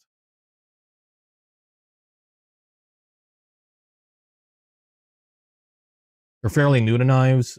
You don't own a traditional, only the Japanese friction folder you showed. Oh, okay. And then the Otter Messer with the cool lock.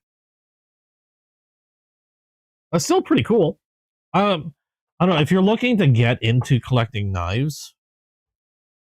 I guess it all depends on why you're collecting. I just there are a couple of reasons why I like collecting. First of all, I just like knives in general. But I collect knives to use as well as because I just like I see a lot of knives as artwork, as I guess you could say usable artwork, kind of like this like this concept, for example. Just an absolutely gorgeous knife to me that I can use. And same with a lot of case knives. Like once I've mentioned this before, once you've seen one muskrat, you've pretty much seen them all. The biggest difference are the materials, like in this case, the indigo roses and things like that. But they're highly collectible for that reason. Traditional knives also tend to be, I would say, on average, less expensive to collect than most of your modern knives. Depends on what direction you're going with traditional knives.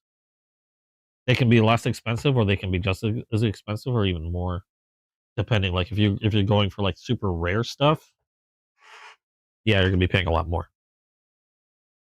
I just find them interesting. Okay, so this is the oldest knife I have in my no, it's not the oldest knife in my collection because I forgot about the one that was born the same year I was. This is the oldest knife that I've myself have owned, I guess is the way to put it. And the shocking thing about this knife is the fact that not only is the first knife I ever remember getting, but the fact that I managed to hang on to it for this long and not either lose it, break it, or something, just whatever. Like, I can't think of anything else that I've had from my childhood that I still own. I'm like trying to think of something from my childhood that I still own. I really can't even think of anything. Not even photos. Like, I think all the photos that I have, or the any photos that exist of my childhood, uh they're all probably all at my parents' place. But this is the very first knife I've ever owned. And I'm pretty sure I showed this once, along with its original leather holster or holster sheath. Made in Taiwan. Now I can't recall where I got this. I'd like to believe it was probably either Sears or J.C. Penney. I can't remember. I'm leaning towards Sears. If anybody knows what Sears and Roebuck is. But it came in a blister pack. This thing is old as heck. I would say at least the 80s, I think. It's not even anything like expensive. And the fact that it's still in decent condition. Like, I've had this tossed in tackle boxes and taken it out when fishing. Used it a lot. Even abused it. I mean, I was a kid, didn't really know a whole lot, didn't really think too much of it. I mean, I've used this to hammer things. You can see some dents and scratches at the bottom of the pommel. Hammer things. I don't know how many times I've attempted to sharpen this as a youngin'.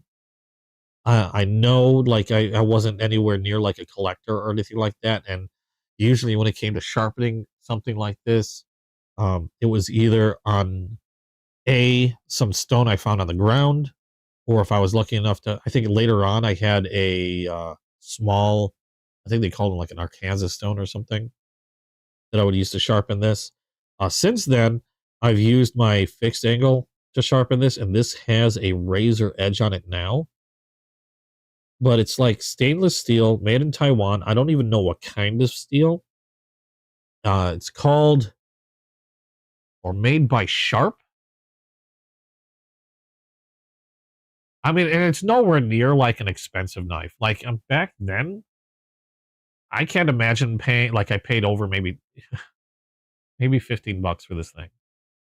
But like I said, the shocking thing is the fact that it's still with me. Like that I haven't lost it. It's the only thing I could say that was definitely in my childhood that I still actually have. And there have been periods where this has been thrown in a box or something that I haven't seen this probably in years. And I've even forgot I've had it with me when I moved in with my girlfriend.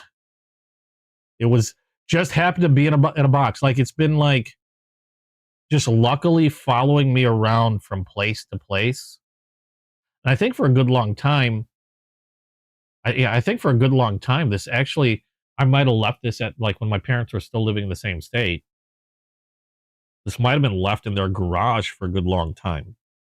And then just one of those things. Oh, yeah, in a tackle box. Because I remember leaving this in a tackle box in my parents' garage. And then I moved out, lived in different places, didn't go fishing as much. So I remember leaving this at my parents' place.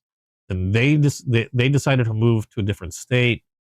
In fact, I gave my tackle box and my fishing pole and my rod and all the other stuff. I had a lot of fishing gear at the time. I remember giving that all to my dad and letting him take all that with me. Somehow, I don't even remember doing so, but somehow I hung on to this. I still managed to hang on to it, sheath and all. And this has been through a lot of stuff. And probably the hardest use knife I've had, because again, I had this when I was younger. I was using this to like hack at tree limbs, like branches, plants, cutting fishing line, cutting, whatever, dropping it in the water, throwing it in a wet tackle box, hammering stuff, like I said.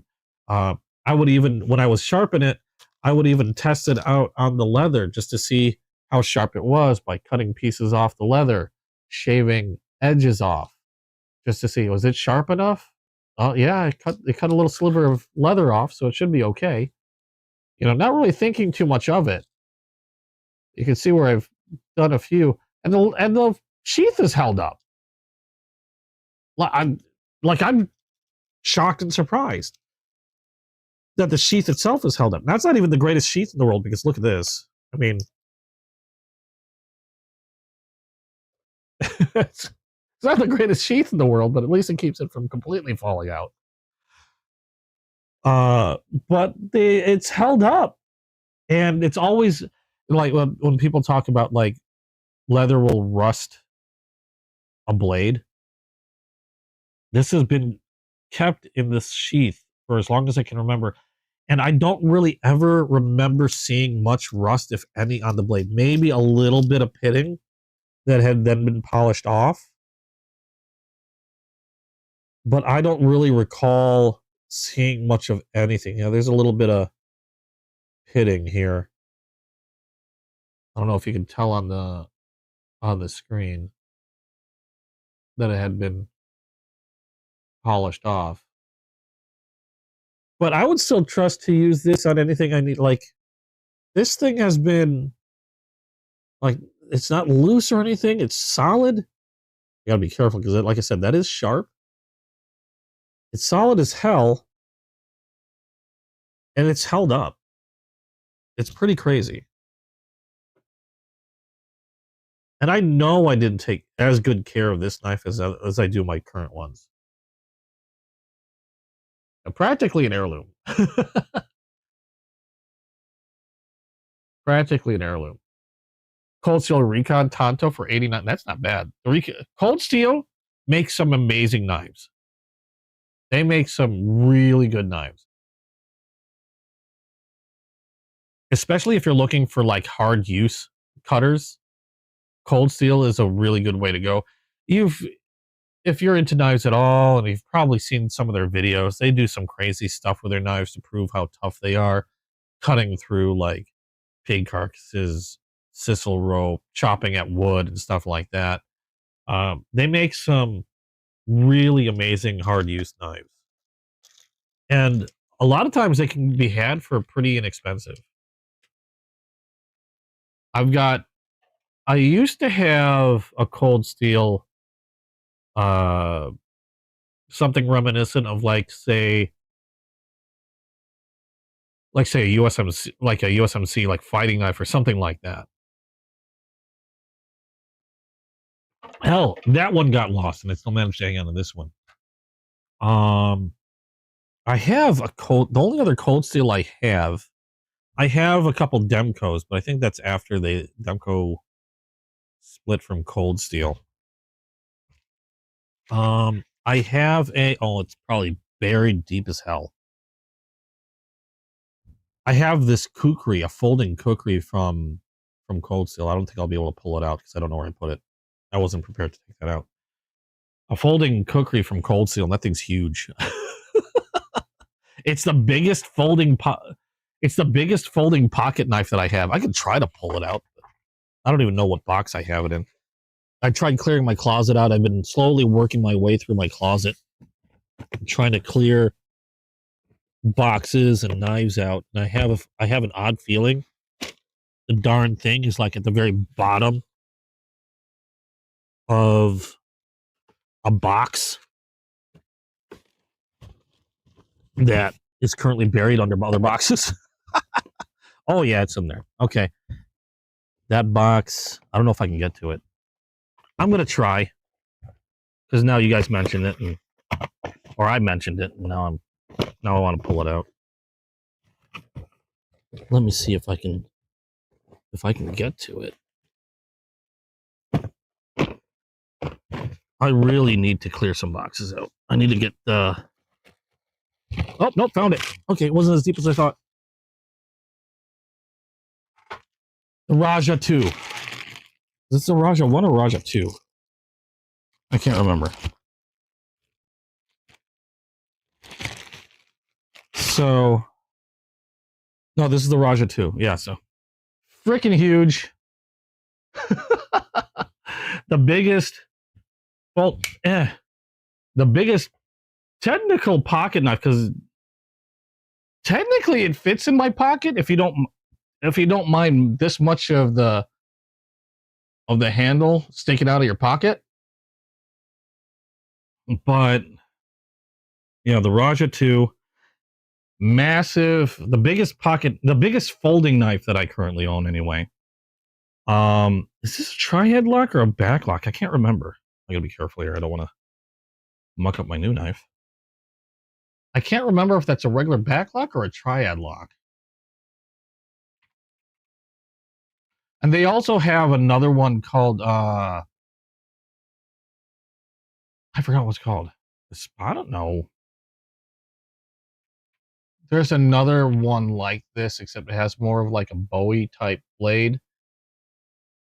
That's pretty freaking massive. Let's see here. I know this one's an Austin steel.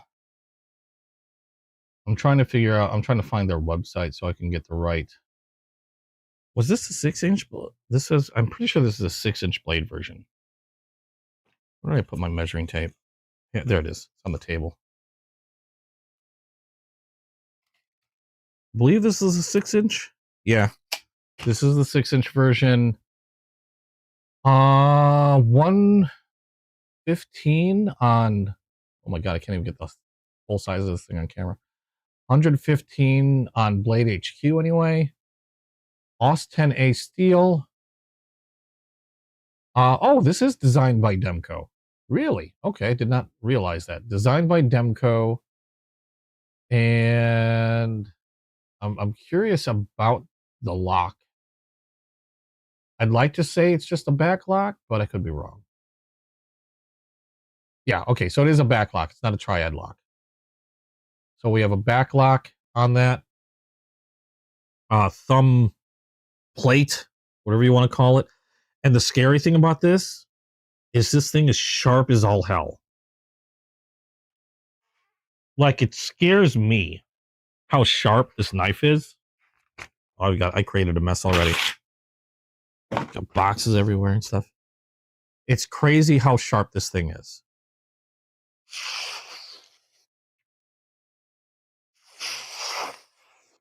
And I haven't done anything to hone this thing. Now, according to what I'm looking at the list, or at least what I'm looking at, they're saying it's about. Let me look again, because I am looking at Blade HQ. Sometimes they're not. Sometimes I'll just call it triad lock and back lock, and I forgot about that.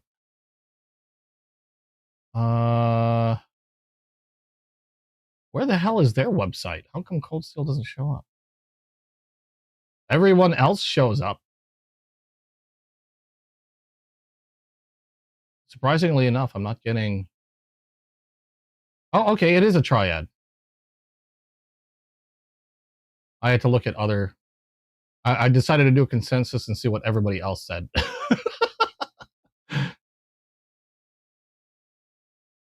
Triad. That one says triad. That one just says lockback. That one says triad. And the thing is there's a very big difference between a triad lock and a back lock on the way they lock up. The triad lock is actually a much more secure and even stronger locking mechanism than a back lock. So there's a big difference. Yeah, triad lock. Okay. You have a nagging question. Why haven't I turned on memberships yet? I can't. I don't think I can. I can't. I have to get a certain amount of viewer hours. I hit over 500, but they still have to get like a certain amount of viewer hours before I can turn or do any partnership thing on. But this thing, oops. Oh, now I tear.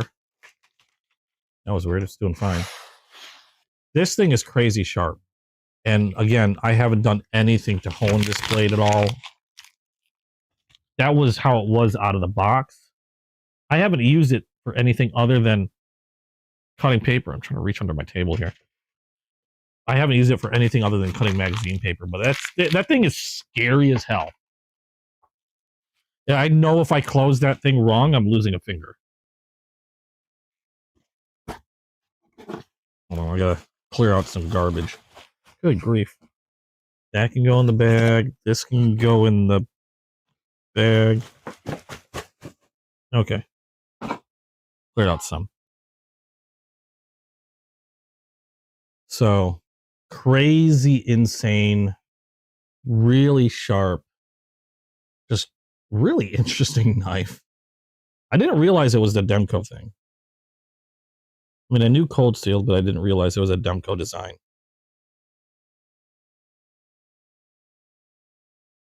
Okay, there we go.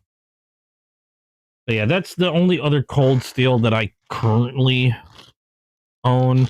The other two knives that I own are Demco. Well, they're Demco designs, but I don't know if they're considered Cold Steel because I can't recall if they were while Demco was doing a lot more with them, or if they're just strictly a Demco design. After, because I if I recall correctly, Demco kind of split from them.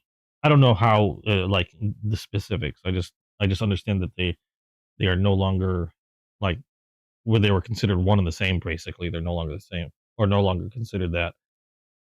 Where did I put that one?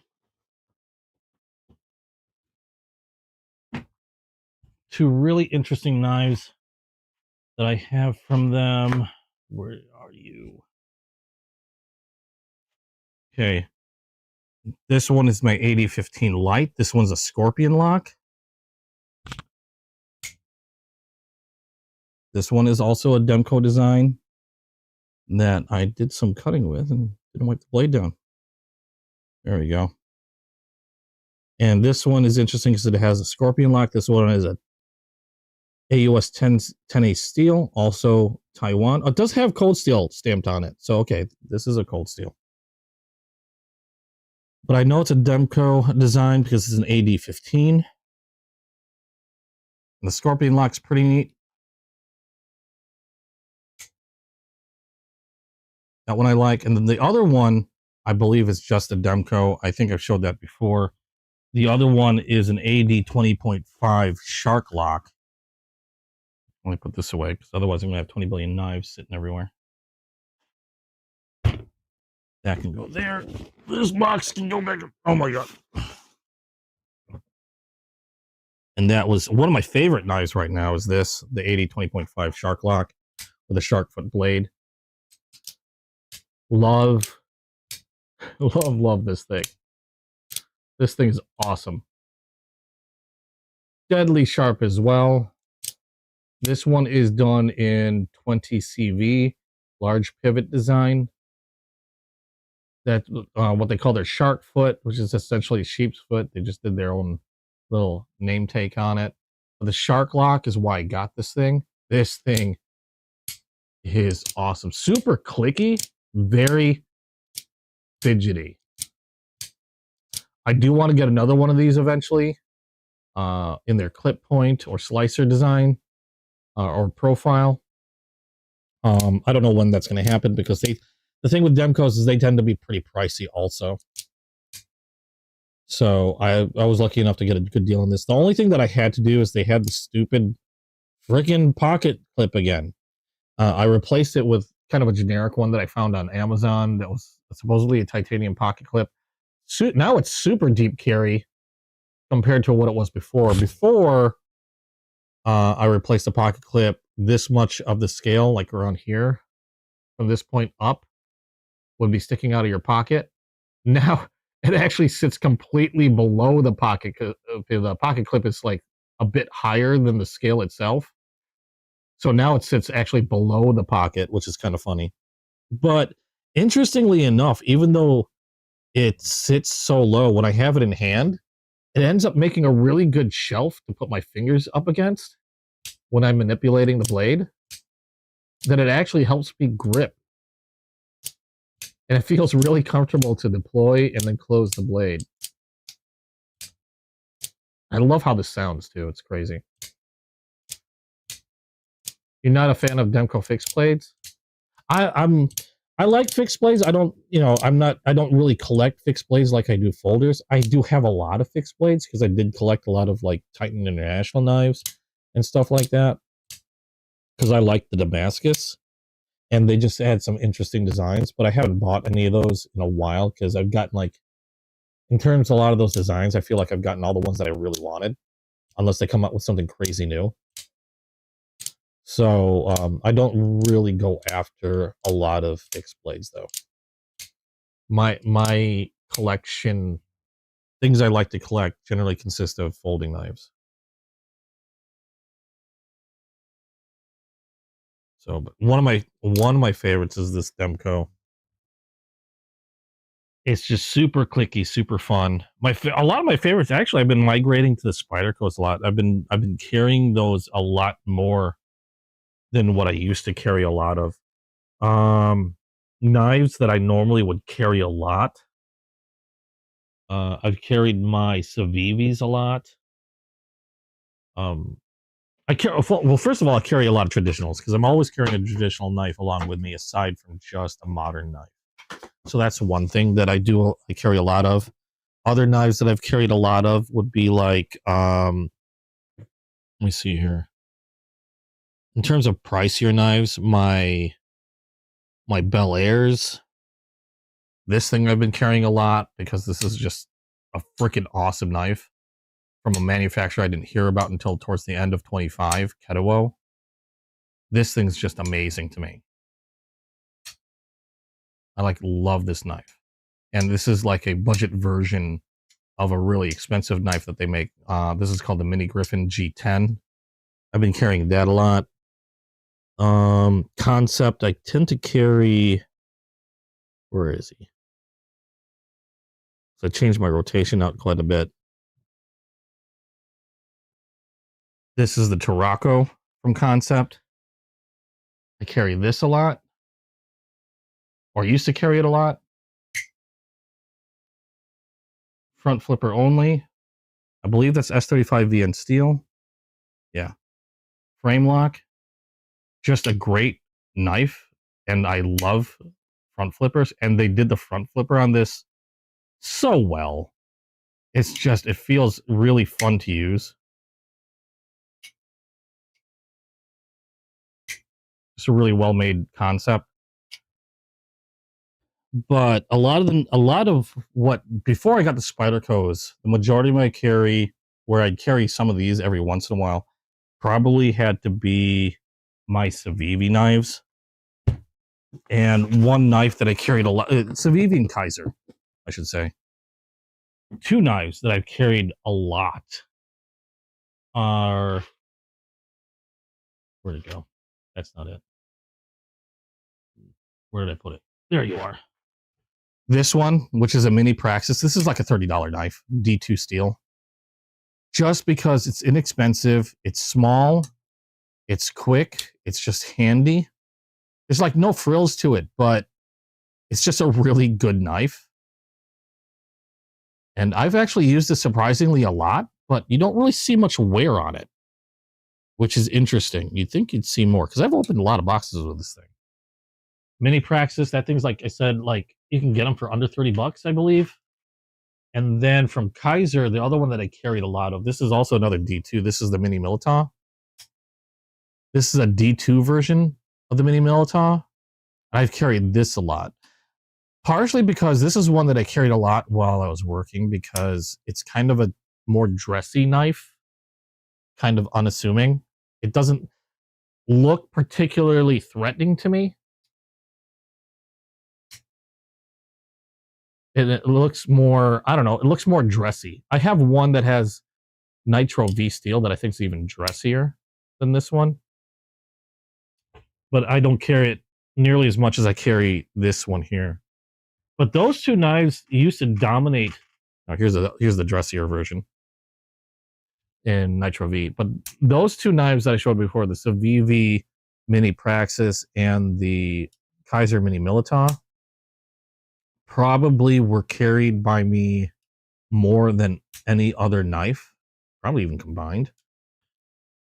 I can't really say whether I carried the Civivi more than the Militar, because I carried them both quite a bit and used them both quite a bit. The only other one that comes to mind that I've carried a lot, actually technically another two, would be this one. Where's the other one? Another Civivi and another Kaiser. I'm just gotta find the Kaiser. There it is.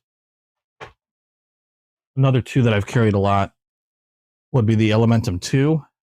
This one is a button lock. I thought I saw somebody mention, oh, Sirens. Yeah, you really want to get an Elementum button lock? They're great knives.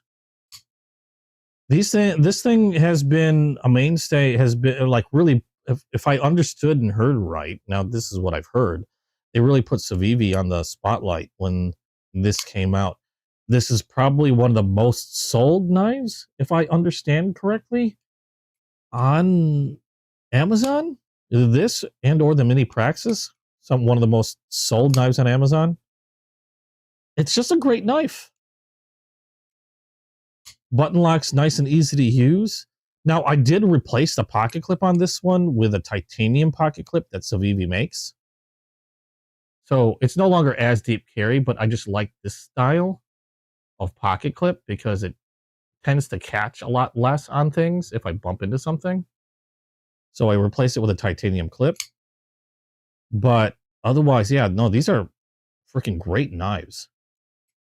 And this one here is your drop bear, because the drop bears are probably some of the best crossbar lock knives around. Kaiser really killed it with the drop bears. They have some new ones out, the drop bear 2s, which are top liner locks. I have one of those, but I carried the crap out of this one, and I just thought it was really neat. Now it's got acrylic handles. I think I mentioned this to somebody before last week, or was it earlier today, talking about, oh no, it was earlier in the stream, talking about how easy it is to to replace the springs on a lot of crossbar locks. Maybe not every crossbar lock, depends on the manufacturer. But this is one of those that you're supposed to be able to adjust. Now, this is how I got mine for the factory.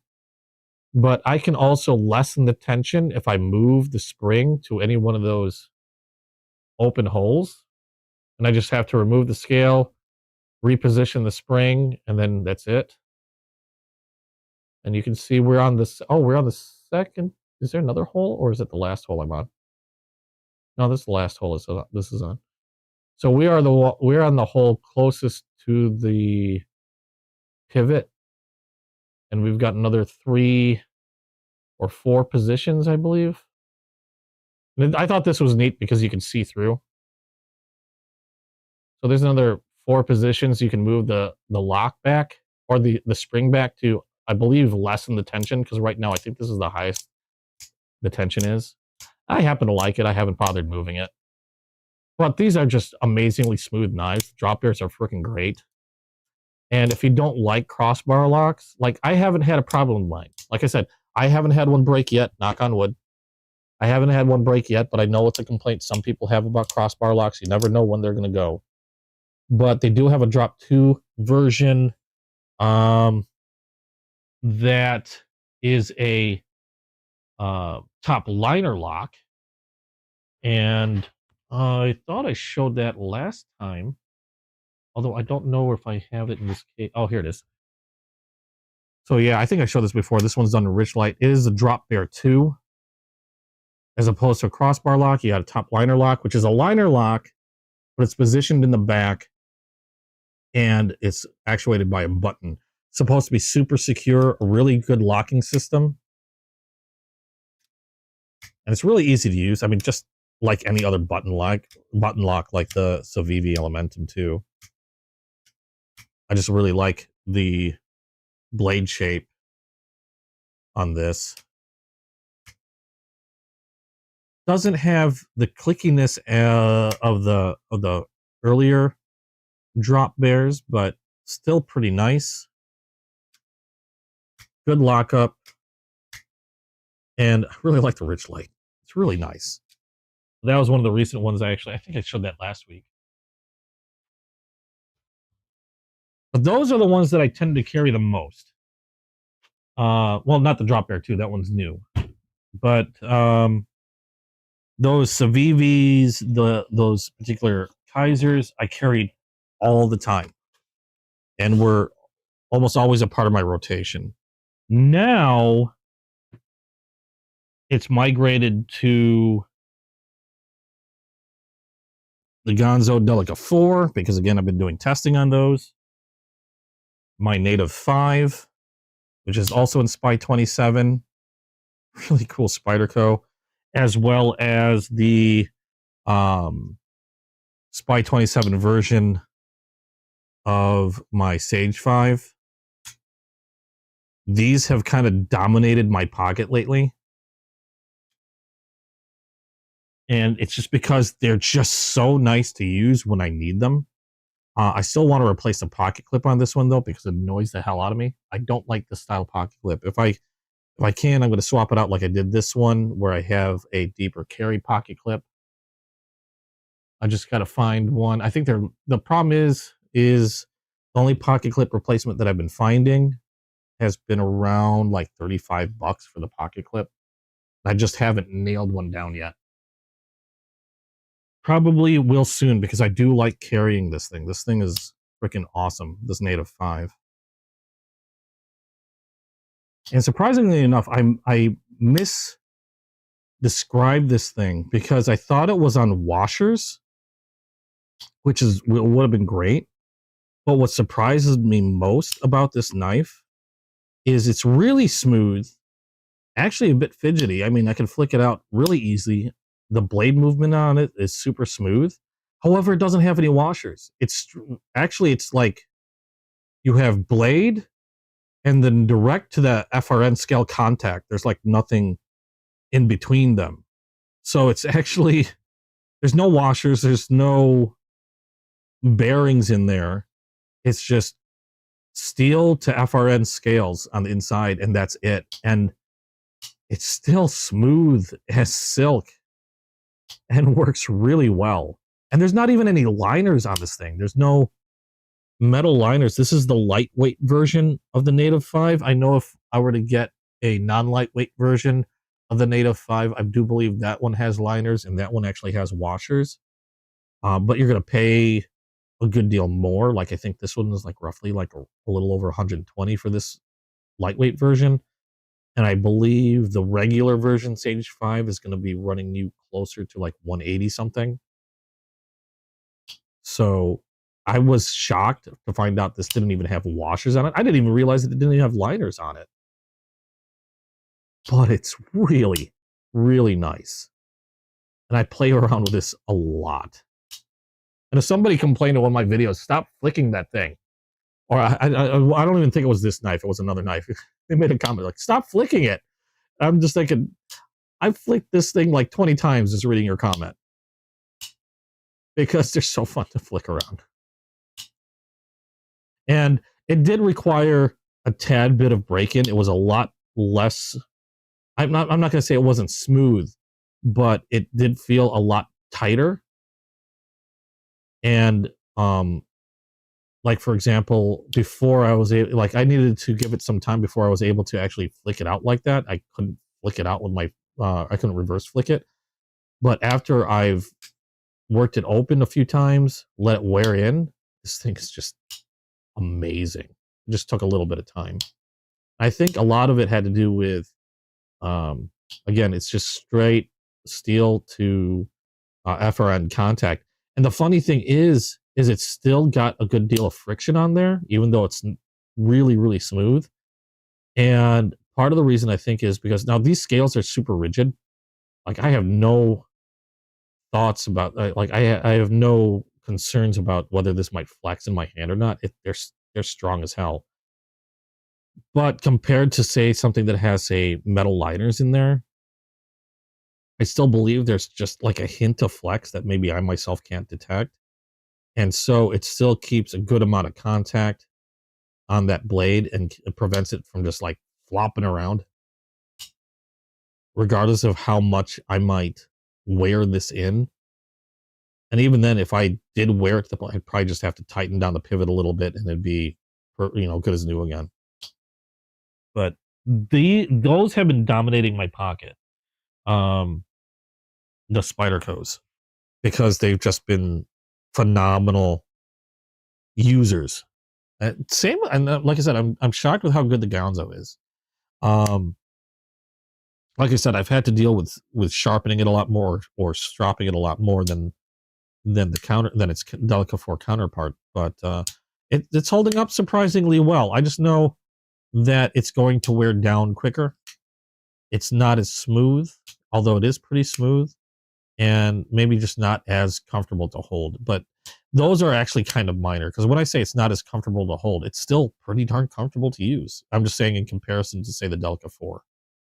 It's not as comfortable as the Delica 4. But that's my thoughts on that one. Now we're going to get back to this while I yap. I'm probably should stop kicking my camera. There we go. Probably could deal with some more coffee. Askew, how you doing? That's one reason why you like the Elementum. Fully fidgetable with 0 fingers. Yeah, 0 fingers in the blade path. You don't have to worry about crossing your finger over to close the blade. Or to, and worry about your finger being in the path of a moving blade. Although I've gotten pretty used to it. But yeah, that's one of the reasons why I like the Elementum, those button locks. I like interesting locks. Actually, one of the more interesting ones, I thought Remet did a really cool job with some of their knives, and even some of their budget knives. Because hold on, let me pull a couple out and I'll show you in a sec. Because Remet, and I don't see others doing it too often, but I am starting to see other manufacturers do this. But this is the first time I've seen it was on a Remet. And I hadn't given it any thought until I took a closer look into the videos. But say, for example, this is a budget. This is a Remet Rhino. Okay, these aren't too terribly expensive. About a 3-inch blade. You notice it's a button lock, but it's not like your typical like Elementum button lock. This one's all closer to a top liner lock. But you have your button here. It moves the liner out of the way so that you can close the blade. But what Remet did with this one, they've done in a few of their models, not all of them, but a couple of their models, is you have your button lock, like I said, so you don't have to put your fingers in front of a moving blade. But you still have access to the liner. So if you're just absentmindedly used to using liner locks, I can still use my thumb, push the liner over, and close the blade. It's just really neat. Like, I like the fact that you have 2 ways to close. Usually you'll have multiple ways to open a knife, but very rarely will I see multiple ways to close a knife. So either the button lock, or you can just push the liner out of the way with your thumb like you would with a lot of other liner locks. And there you go. And again, I don't see it too often, but Remet is the one I've seen them, seen it do. That was one of their budget knives on some of their higher premium knives. This one's the Remet Meteor. They did the same thing with that, where you have a button lock here, but you still have access to, I would call this more of a frame lock, or it's nested liner lock, I guess.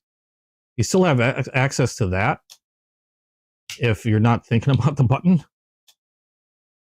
And you can still close it in that fashion if that's what you're used to doing. So again, another knife where you have multiple ways to close. That one I thought was pretty neat. That's the Remet Meteor. The other one of the cooler knives I think in my collection was, where did this go? Here, over there. I'm missing a knife. Uh-oh. Oh well, I'll figure out where it went. And this one is the Remet Saker Falcon. Now this, you have a rear flipper, you have the thumb hole, and you have a pivot lock. So the button is actually on the pivot. You can press down on the pivot to close the blade. Thumb hole. But you still have access to the frame lock. So again, I can use the pivot button, or I can just use my thumb, push the frame lock out of the way, and close the blade like I've done with like so many other knives. I just thought that's really, really neat that they would give you multiple ways to close this thing. Again, I've started seeing them on a few other knives, but I've seen the most with these Remets. I still think they have a few other models that are similar to that, where you can manipulate the lock either with, in more than one way, I should say. And this one's kind of neat because this will also lock up. So now it's kind of like a fixed blade. I can't even press the button to lock it. I can't move the lock or the frame lock out of the way, because there's a little switch that locks that blade, or locks it in place. So I don't know. It's like, I guess it's kind of safety if you're worried about accidentally hitting the button. I've never accidentally hit the button, so I don't know, but still just a neat thing. Because the button itself is actually pretty much out of the way whenever I'm using this thing. My fingers aren't really anywhere near it, regardless of really how I hold. Maybe here, my thumb's getting kind of close. But yeah, normally I'm not big on Tontos. Oh, this is a dual grind, which is also kind of neat. Hold on a second, where did I put my cloth? You've got a hollow grind at the belly of the blade here, and then it goes to a flat grind towards the tip. You can see the transition on the blade. So you got a hollow grind there, and then the flat grind. Really cool blade. Normally, I'm not a big fan of Tontos. I should explain. I like the look of Tontos. I think Tonto blades are really cool. I hate sharpening Tontos because it's like I'm having to do twice the work for one knife. Because I have to concentrate on sharpening the belly and then transition to sharpening the tip. And I have to be aware of how I'm sharpening it, because otherwise, if you're not careful, that secondary point that you have there, right there, if you're not careful about how you're sharpening, it can start migrating up towards the tip or migrating down towards the belly. They're just annoying to sharpen. That's pretty much it. I still think they're cool looking. I just don't get them very often because, again, I do most of my sharpening and my maintenance on my own. I don't send them out to do anything. I wanted to learn how to sharpen and do everything on the knife by myself, so I didn't have to worry about sending anything out. So I found that Tontos are just kind of annoying. I like them. They're just annoying to sharpen. Why am I missing a knife? Oh, I know why I'm missing a knife, because I had my remet that I got to return in there. So that's going to go back. That's why I had an extra spot in my case, because that's where the remet that I got to return was going to go. Oh well. So that's that. Really cool locking mechanism on that one. I'm trying to think of what my favorite locking mechanism is. It's probably going to be that either the Demco. You know what? The other thing, these compression locks are really neat. I know they have a Sage 6 where you can use where they have a button now, but I really like the compression lock in the Spyderco's. It's just it took some getting used to, but once I got used to it, it's just, to me, it's just really neat. And that and the Shark Lock. The Shark Lock is freaking killer. I would put the Civivi's Super Lock at a pretty close one to the Shark Lock. The only problem I have with the Super Lock on the Civivi's is the knives that the Super Lock is on, and I'll show you that in a sec. I like Civivi knives, don't get me wrong. They're freaking awesome knives. But, and the Super Lock is awesome. But I found what I feel, well, not just me, but a few people, what I feel is kind of like a slight flaw, or depending on what type of person you are, it could be a major flaw. On the knife that these locks are on, I don't have it in the case. Oh shoot, yeah, it's still in a box somewhere because that thing was massively huge. Now that I have the new case, I could probably fit it in here. I'll pull this one out. This is the Civivi Vision FG. Awesome knife. Now in this particular case, this one's an awesome one. And this has their Super Lock, which is somewhat similar to the Shark Lock. They work differently, but I'm just talking about in general use. You have the lock on the back here. You pull down or pull back and down, and you unlock the blade. So from what I understand, they're done very differently internally, but in day-to-day use, they work roughly the same. So this is their Super Lock. Now the only problem I have with this one, and I have another one with a Super Lock called the Buster FG, which is essentially this thing on steroids. Now the Vision FG is really cool. I like it. It's a great knife, designed by Sneck. But where the blade, there's a pin. When you close the blade, there's a pin in there that prevents the blade from going too far when you close. Okay, it's supposed to stop the blade in the well. The problem is the point of contact of that pin. Now, the point of contact on this one, the pin hits right here where I have, let's see if I can show this a little better. The pin hits right about here. Okay.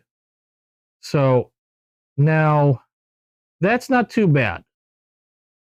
You can do quite a bit of sharpening and even like reprofiling on this blade. I'm trying to get a good focus here. You can do quite a bit of sharpening and reprofiling on this blade before you get to the point of where it's going to start causing issues. There's a decent amount of blade there to wear down. On the Buster FG, the pin hits to like around here, like around this area. So you don't have like, if you're like me, okay, and you sharpen your knives on your own, that's not going to be you're not leaving a lot of steel to sharpen off. Because keep in mind, when you're sharpening a blade, you're taking off metal. And you don't have too much life in that blade on the Buster FG. And I think they acknowledge that. They might have changed it in later versions. But the Buster FG I haven't bothered because I don't really use it. I just thought it was a really neat thing to have. But so it gets really light use. So I don't worry too much about it. But if you're somebody that likes to resharpen, that uses it a lot and likes to resharpen your blades a lot, you're not going to have much life on that knife. This one has a little bit more life to it, so it's not as much of a problem as the Buster FG. But I like the Super Lock. This knife is an exception. This knife is great. But the other knife, the Buster FG, I just wish it was on a better knife. I'd like to see them use the Super Lock more on some other knives. I think would be awesome. That's if you want a Super Lock, my suggestion is, like I said, I think they said they fixed it on the Buster FG, but if you really want a Super Lock, an affordable like Super Lock from Civivi, go with the Vision FG, the one I just showed you. Just a bit smaller, but you'll get a lot more life out of the blade compared to the Buster. If you're doing your own sharpening. If you send it into Civivi so they can do the sharpening, it probably wouldn't be too much of a worry. The only other knife that I have that has that issue, also from Civivi, is I wish it didn't, because I think it's a neat knife. This is the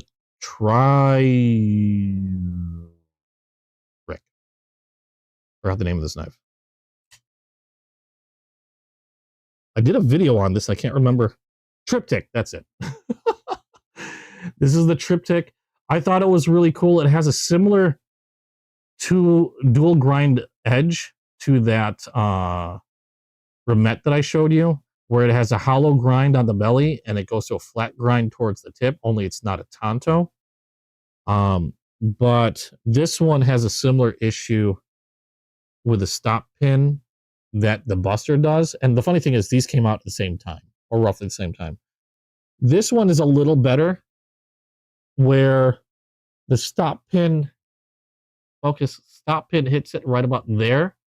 I think was I right? Right about there. So you still have a little bit of life on that blade before you wear it down too much to where it becomes an issue. But like I said, it's still more than the Buster, but it still has that similar issue if you tend to use this knife a lot.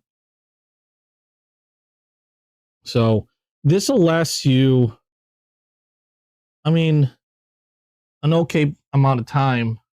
Okay, that's where it's at. That's where it hits. But again, if you're looking to make the most out of your knives, the only saving grace on something like the Triptych is they're not terribly expensive, whereas the Buster was a little bit more expensive. This one is a button lock. It's not a bad knife. I like the dual grind. It has more life to the blade than my Buster has, and I think it's more. Yeah, this is a plunger lock button lock like the Elementum 2. Real interesting blade though. Thankfully, not as expensive. So at the very least, you still got a decent amount of life on the blade if you're sharpening it yourself. But it comes down to it, you can always get a new one, I guess.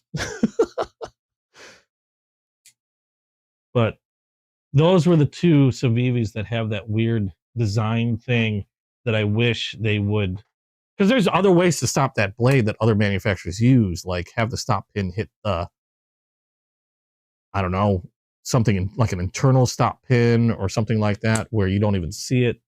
It hits the meat of the inside of the tang and won't affect the blade any. You can sharpen the blade down to a toothpick and it'll be fine.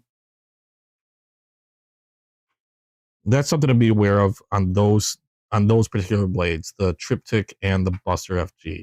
Like I said, the vision is still fantastic. Thankfully, the stop pin hits a little lower, but it's just something to be aware of. But otherwise, the Vision FG is the best at all three. It's one of the best Civivis out there.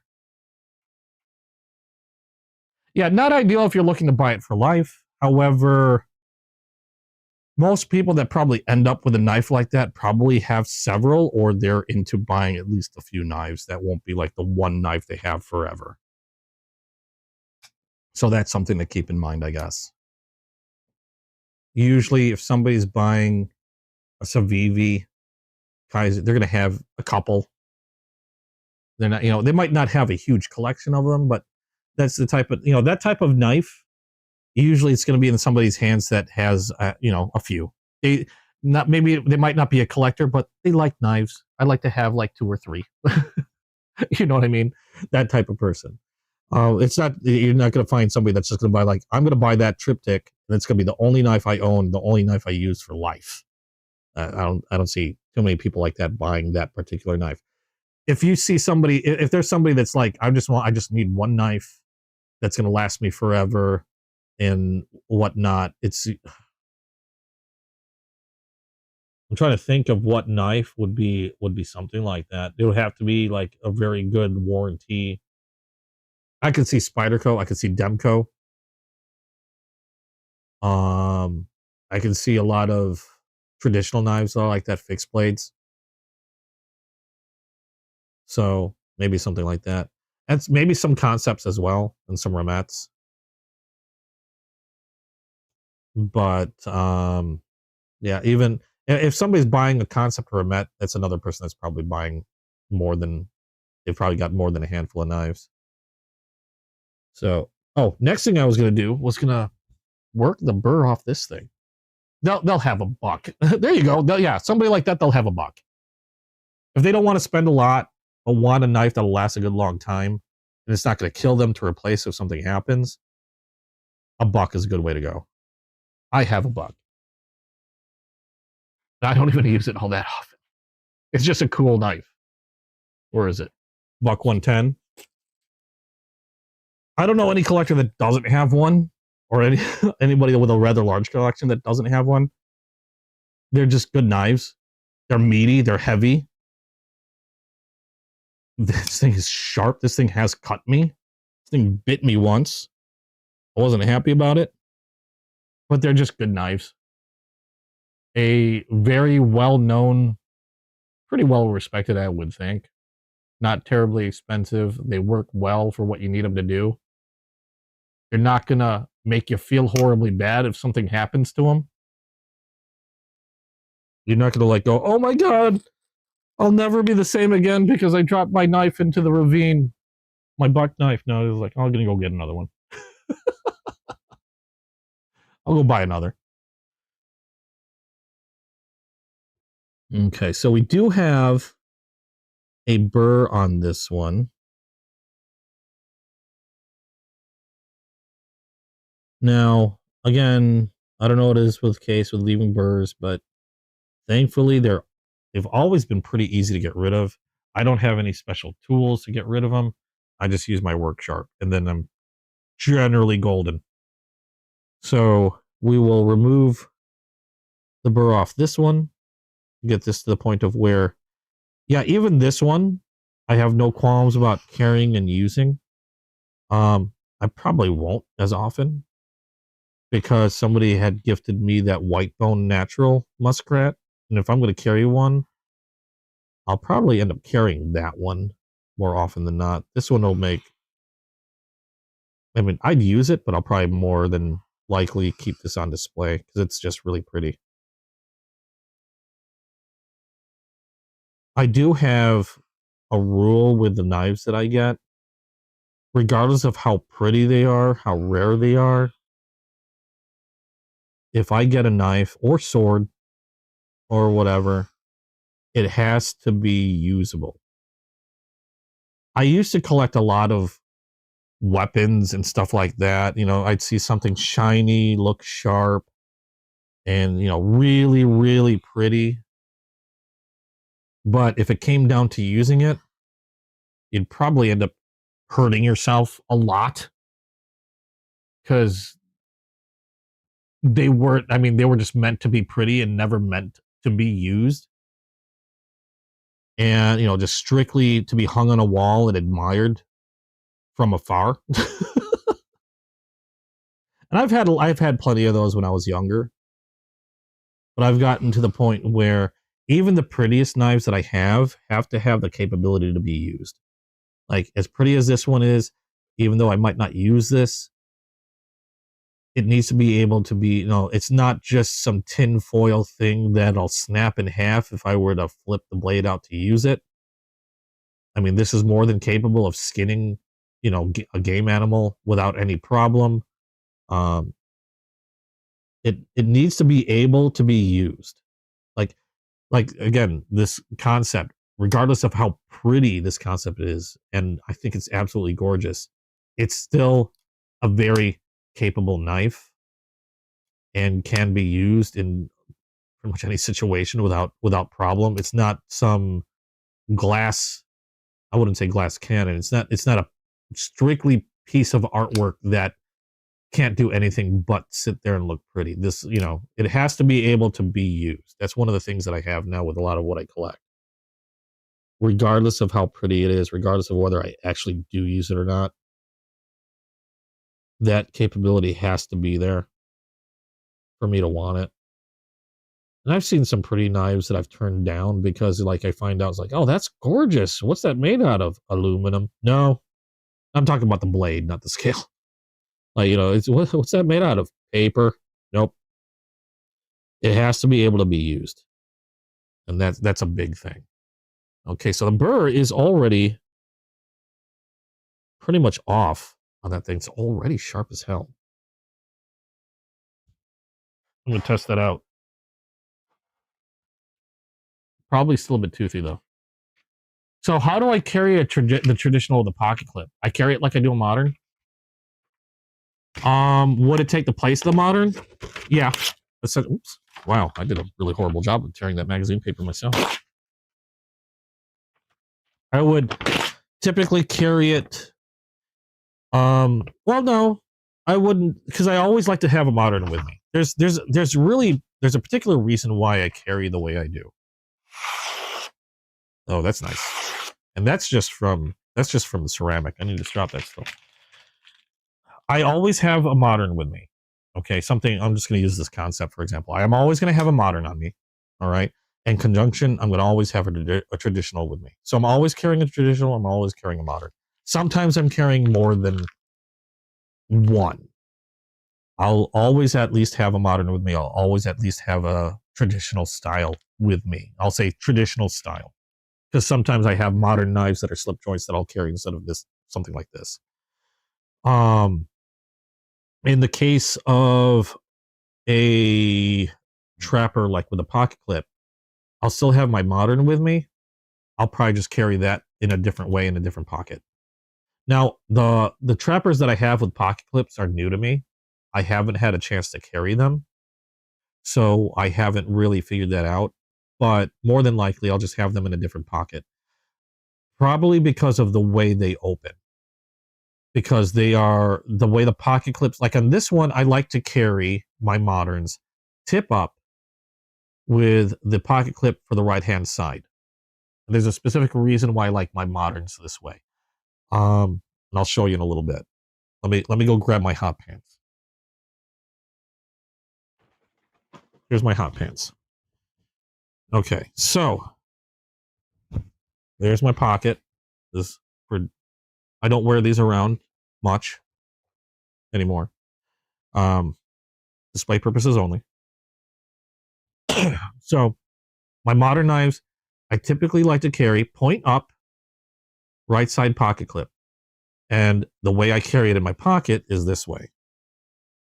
I have it so the blade, I always have it so the blade is towards the seam, the back seam of my pocket. Okay. And the reason why I like carrying them this way is, to me, this is the safest way to carry a pocket knife. Because if I have anything else in the pocket that I need to grab, the blade is on the opposite side.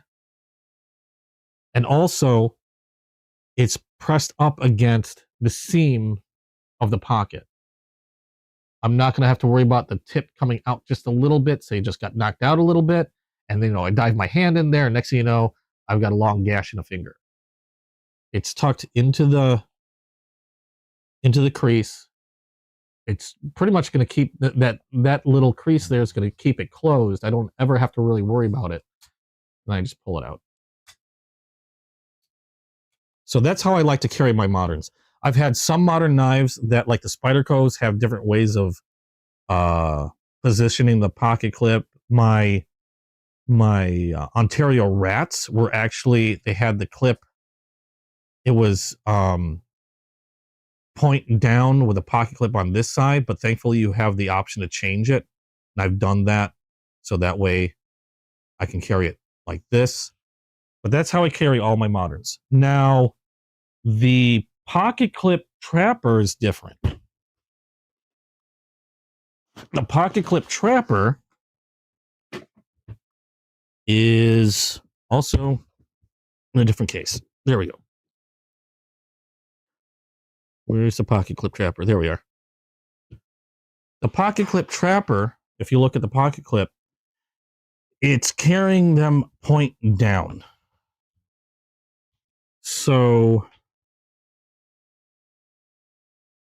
let me bring this out again. So now the pocket clip on these are not movable. So you can't change where you have the pocket clip. And they are also point down, as you can see here. Let me open this up. You'll see a little better. They are point down. Ooh, that's a sharp point. Ow. So that would worry me in this case. Not that they're, the spring on these is pretty strong. I don't think the knives are going to pop out really easily on these case knives. I mean, they don't really move. But if you're carrying a lot of stuff in your pockets, and one of them, aside from just your pocket knife, and say there was something that was just like a piece of paper or some, I don't know, a coin, a key ring that just happened to slip under that point, and then just move that point out a little bit to where it stayed open. If you reach in your pocket, that's a lot of ow. Okay. Which I've known people that have done that on accident, where something wedged underneath the blade and they've gone and reached in to only cut their hand. So something like this, I'll still have my modern on this side, but something like this, I would actually carry. Oh, shoot. This is missing the opposite pocket. Pretend this is my front left pocket. I know it's a rear pocket, but pretend it's my front left pocket. I would carry it in my front left pocket, so that way the blades are up against the seam and there's no way that it's going to open. And even if it did open, it's going to be away from anything else if I have to stick my hand in the pocket. So in the case of these traditional pocket or traditional trappers with a clip, I would probably put these on my left side. The other option, if I still wanted to keep it on my right side, the other option would be to carry it towards the front. But then that makes me a little nervous because my PP would be around here and I don't like that. I'm only thinking this could be the only other option because, again, it's up against a pocket crease in there. But now that I look at it, that's a little close to my PP. No, I would carry this on my left side. So, yeah, something like this would strictly be a left-hand carry. It would be up against the seam, so that way it would help keep anything from getting under the blade or the blade from popping out. Like, again, it's a nice strong spring, so I don't expect them to just pop out on their own. If they're going to pop out, it would probably be because something got wedged in there. Would I have a knife with a pocket clip on each side?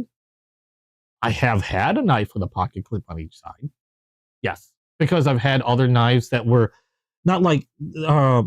I've had other knives that were like this. They weren't case trappers, but I've had other knives that had pocket clips that you could not change, but they were in a very similar configuration where it was pointing down and the pocket clip being on this side.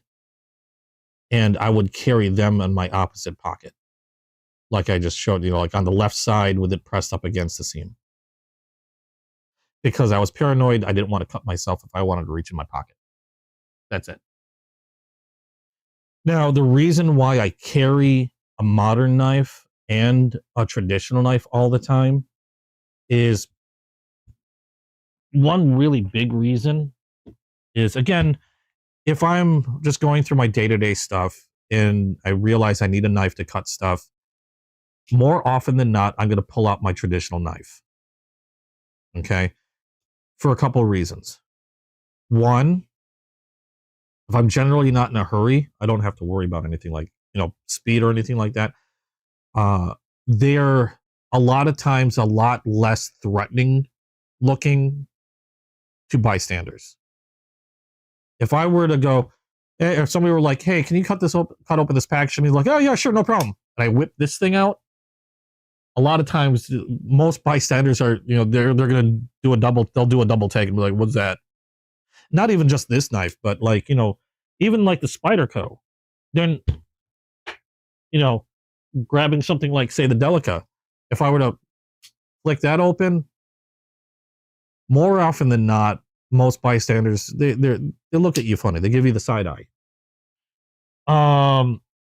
Traditionals generally don't get that same reaction because you require two hands to open them. A lot of times they're a bit smaller. In this case, they're absolutely. If you're going to get the side eye, it's because it looks gorgeous. But usually people don't give them a second look. And a lot of times, a lot of places where you can't carry a modern flipper that locks like that, it's perfectly fine carrying a slip joint knife that doesn't lock. But that's why I carry two. Is more often than not, I'll use a traditional for all the grunt work cutting, especially if I'm in a place where there's a lot of people and I'm having to do some cutting. I'll pull out my traditional knife. Now, for that reason, that a lot of times they require two hands to open as well as close. That's the reason why I always have the modern knife on me. Is if I'm in a situation where I have to cut something, a lot of times it has to do with like ties of some sort, straps, things like that. And I might have to be holding on to something. It's kind of hard to, unless I've already have this open and on the table, it's kind of hard to pull this out of my pocket and start sawing if I'm having to hang on to something. Well, then that's when this comes out. Because nearly every modern knife you're able to manipulate with one hand. So then if I'm holding on to something, my other hand's preoccupied, the modern knife comes out, I do what I need to do, and then back in the pocket it goes. And that's why I carry the way I do. One modern knife, maybe not this one, this is really freaking pretty. One modern knife and one traditional. And a lot of times I'll carry a third. And there's a reason for the third. I'm weird. Okay. Just understand that I'm probably the crazy knife guy compared to all your friends. Okay. Just keep that in mind. A lot of times I will carry a third knife. And that knife would be something, it could be either modern or traditional. But the third knife that I'll carry sometimes is something like this. This is a cold steel, what do they call this? Tough Light. This is a modern knife. Little tiny blade. This one's locking with a triad lock. I'm going to use two hands because holy crap. Okay, there we go. Or I would carry something like, I don't know if I have one on hand. Where is it? Just need an example. I don't know if I have an example. No, I had an example at some point. I don't know what I did with it. Oh, here's an old user. Or this is just, or a little tiny traditional knife. This is an old user that I got from Chasing Blades because I wanted something old that I can clean up and see if I can fix or clean something up. Something really tiny, like a pen type folder or a baby dock or something like that. And either one of these knives, let me pull my hot pants back out. I would drop in to my fifth pocket. I'll either just drop them in there, or like the Cold Steel Tough Light fits in there really nicely with the clip, and that'll go in the fifth pocket. Because on rare instances, now, like I said, I live in an area where blade length tends to be restricted. Some areas are even more restrictive. Now, generally, I don't go there. But some areas have a much more restrictive blade length restriction. I'm using that word a lot. And so I'll carry something smaller where I might have to put my traditional, my other modern, stick them in the glove box. But I can keep something like this on me. And I can keep that in my watch pocket. Or, like I said, that small traditional knife, just so I had something that I could use if I needed a small blade to do some cutting, and I get to stay within restrictions, so nobody gives me the side eye. I don't have to worry about people being, getting all weird or start questioning, why do you have that? So sometimes I'll carry a third knife, something like this one, or the small traditional pen knife thing that I pulled out. I don't do it too often. More often than not, I will toss a small knife into that fifth, like something like that traditional knife into the fifth pocket, and just forget it's there. Like something like this one that I got, just some inexpensive, cheap yet sharp, usable blade that can be a toss away, and I'll just toss in that little pocket. The third knife.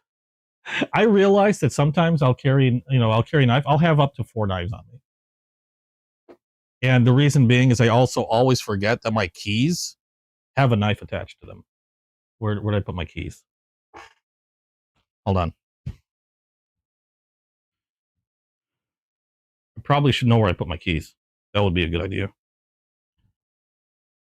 There they are. I keep forgetting that this knife is there. But on my set of keys, I have this thing. This is a little, I have a lot of shit on my keys. This is a little, I don't carry this in my pocket, by the way. I'd hurt myself. This is a miniature Higanakami. A Higanakami is a traditional style pocket knife from Japan. Kind of like how Opinels are like France's traditional pocket knife. Case is like America's traditional pocket knife. This is Japan's traditional pocket knife. And they're just little friction folders. This one just happens to be a keychain sized one. Opens like that. You got a little tab. It doesn't lock.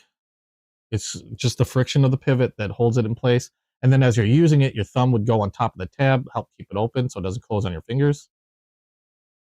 But a little tiny Higanakami. And then just fold back in place.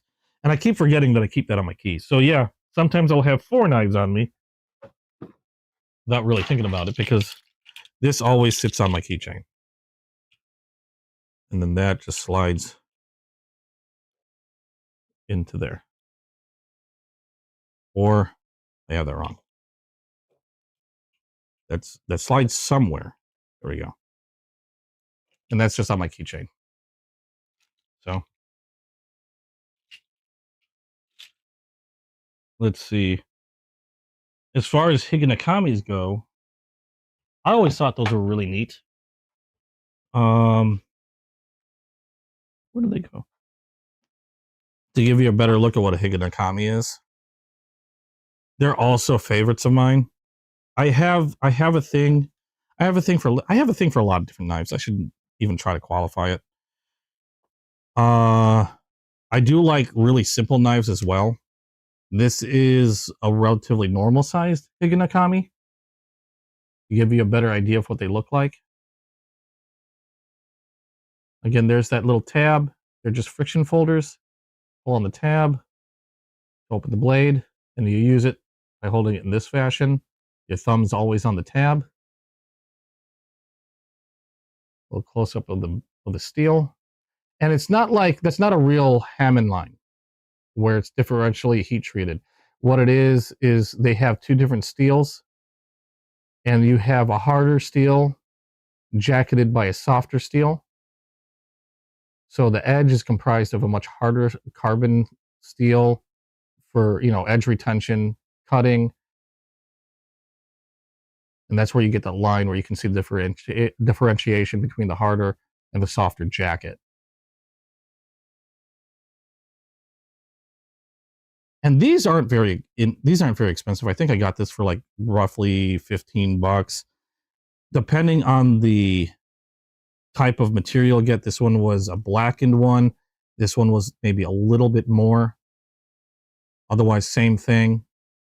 They have one that's emerald green that runs around $30. You can even get some modern style Higanakamis like this one. These are made by Trivisa. A more modern Higanakami with 14C28N steel and a liner lock. So this one does lock. And they come in different. This one has a reverse tanto blade. I have two of these. I have another. This one's in, I believe, olive wood. And then I have another one. I can't remember what kind of wood this is. I think this is rosewood, actually. This one has a different type of blade profile. This one's more of a straight back profile. Also in 14C28N. Also with a liner lock and pocket clip. So this is more modern style.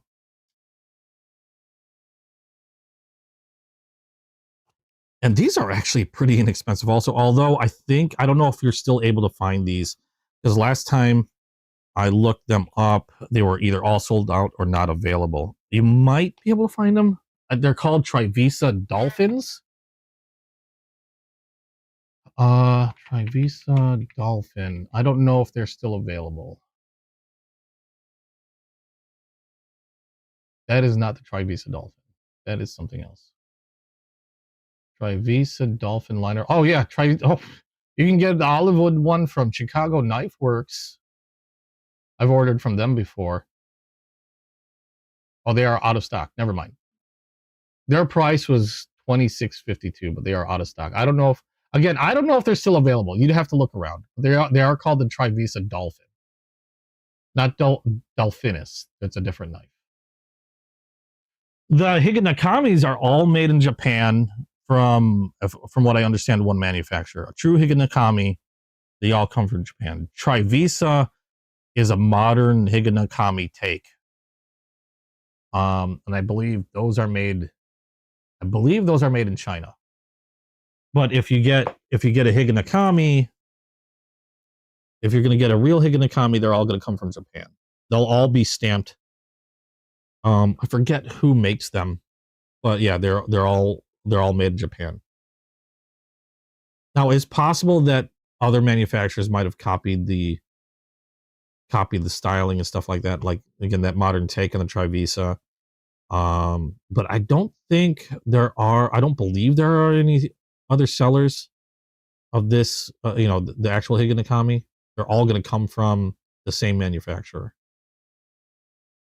Because I still, if I understand correctly, there's still only one licensed, and they've been the only one licensed for like very, very long time to create actual Higanakamis.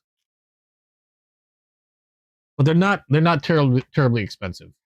The Higanakamis themselves, like I said, I think that brass one, I believe was like around $15 on Amazon. Let me see here. Higo Nakami. Amazon. HIGONOKAMI.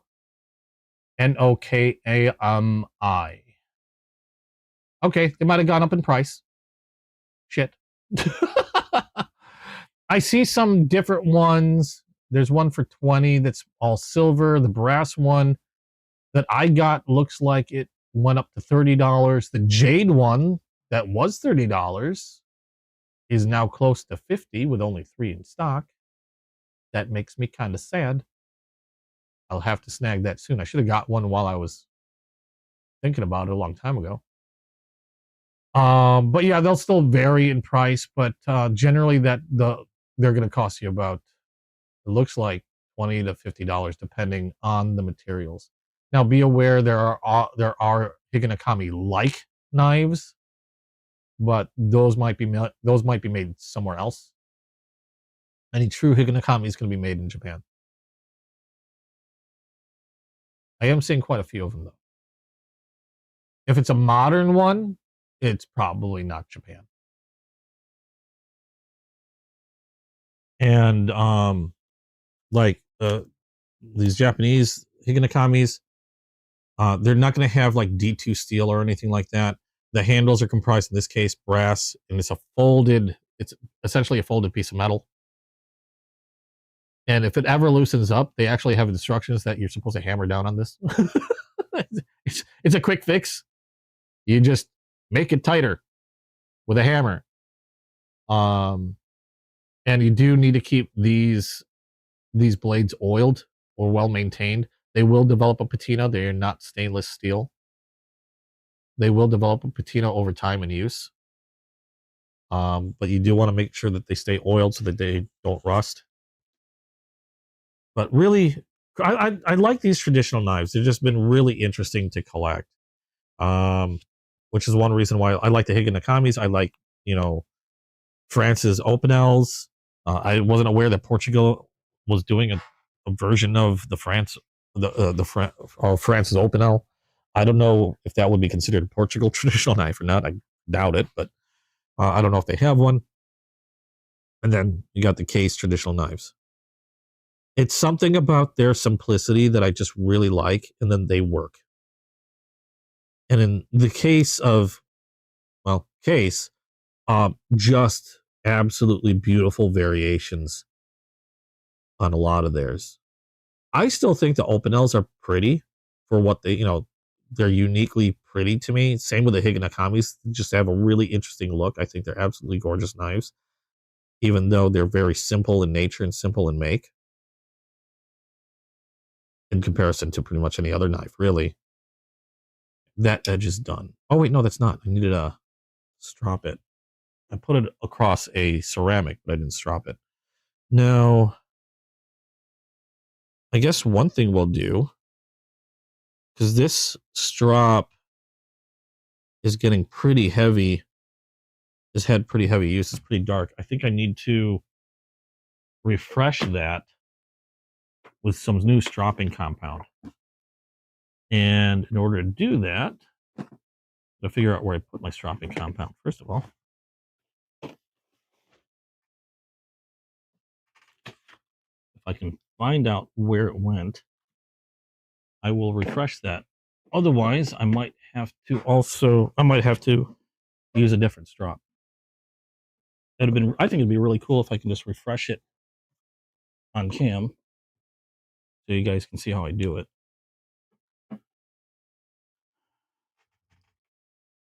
Now, this strop is using this pink stuff called Stroppy stuff, which I got from these knives during one of his shows. I'm just got to make sure to shake it. And what I do, at least with this one, what I've done is taken a straight edge razor, a utility blade, and what I'm going to do here is I'm just going to scrape off the surface to remove all the metal that's accumulated on the strop.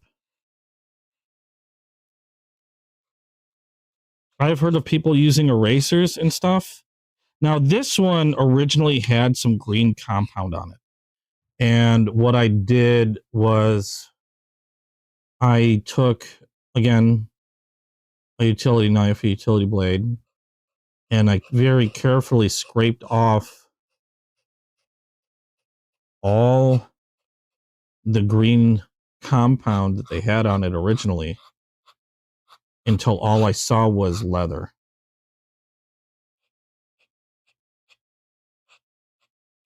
And that also managed to smooth out the leather considerably.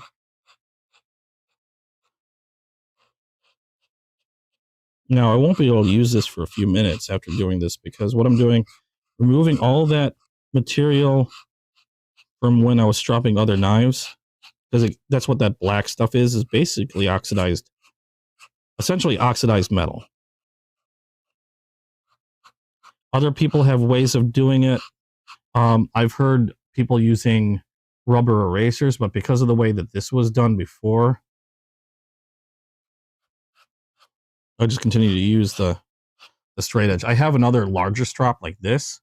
This one I'll clean off when I need to with a rubber eraser, then reapply stropping compound.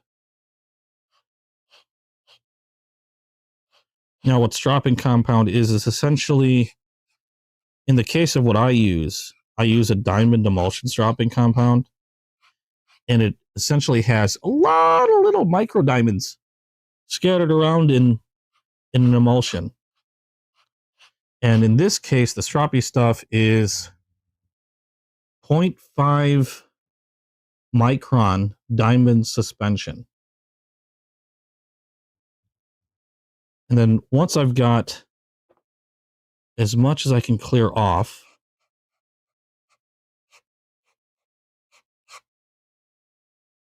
close that blade. Once I've got as much as I can clear off, does Neves do shows on Whatnot? Yes, actually he does. He will do shows on Whatnot. He has had some amazing giveaways. And when I say amazing giveaways, some really expensive knives he's had on giveaways. Usually to get in the giveaways, you have to buy something. I have not been lucky to win one, but I've known people to get some really amazing knives. Excuse me. But he does do shows on Whatnot.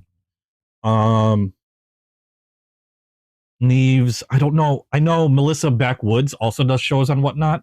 I don't know if I should say this. Melissa Backwoods, I love you. Melissa Backwoods has shows on Whatnot. She was dressed up for Halloween. That was a really neat show. she a lot of times she'll sell stuff out of her collection as well. Some pretty neat stuff. I don't think I've gotten a knife from her, but I've gotten a few things. I have like a duck sticker and a couple other things from her. I have a duck patch.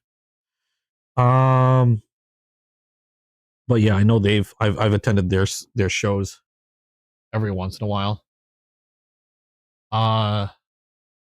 Neves has a lot of energy. Like a lot of energy. Melissa Backwoods I've just followed for a long time. Just really cool. Did the Naked and Afraid challenges, and I was freaking impressed. Oh my god. Oh yeah, I've seen her Jack Woods collaboration. I really, really want one. They're on the pricey side though. I would really love a Jack Woods collaboration, Melissa Backwoods knife. I really would, but it's funds wise, it's not in the stars for me yet. So unfortunately, I would just love a Jack Woods knife, period. Or Jack Wolf's knife, period. But they tend to be on the pricey side. I was trying to see if anybody was on Whatnot right now, but I didn't see anybody. Because a lot of times she'll hold her shows on weekends. It just occurred to me. And I know Neves holds them regularly. She holds them. I've seen her once every couple weeks, once every week. Like I said, she did like a Halloween show. If you look on Whatnot, I'm pretty sure you can probably see when if they have anything scheduled, and then just set up a notification for when they're on next, because I don't know their actual schedule. Ah, I gotta keep shaking this.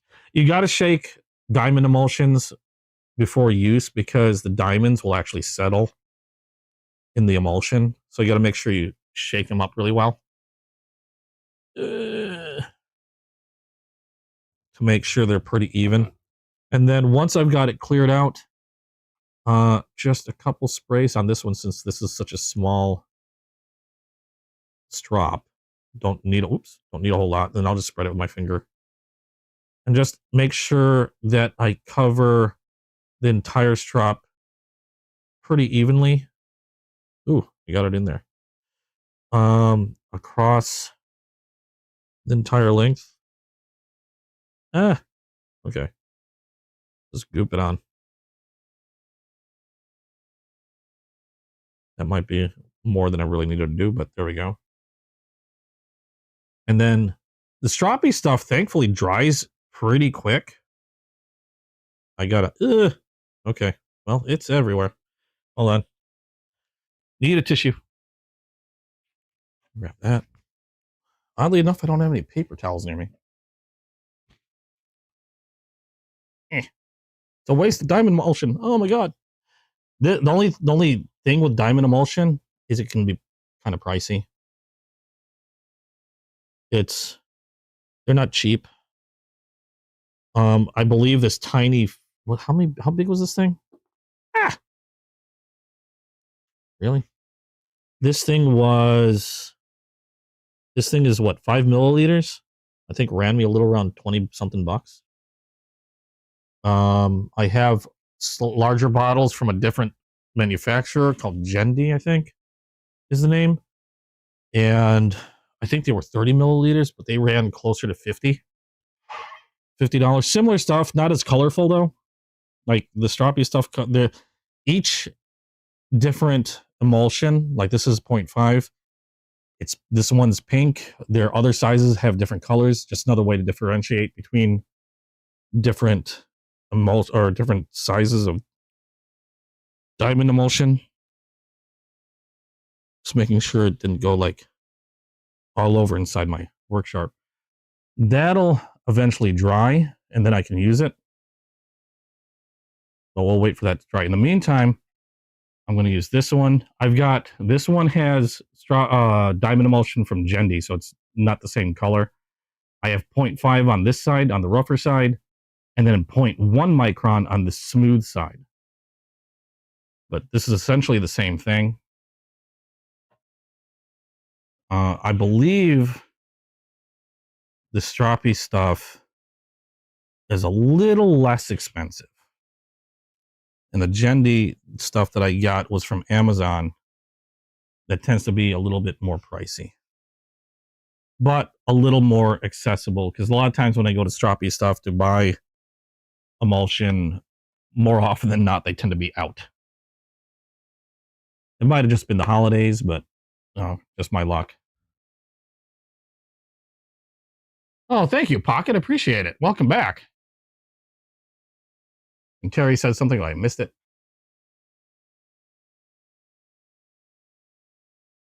You know what? I know a lot of people complain about different like manufacturers, like where they're made. Now, for sure, there are some really cheap, like Chinese stuff that goes out. But when it comes down to some of the more premium stuff from China or Taiwan or wherever, they do some bang up stuff. Before it had to be US made or nothing. And the quality of anything else was like utterly, painfully obvious. Now, I mean, again, it depends on the manufacturer. But nowadays, if you go with Civivi, that's Chinese made, Kaiser, Ketuo, amazing knives. Their premium stuff is unbelievable.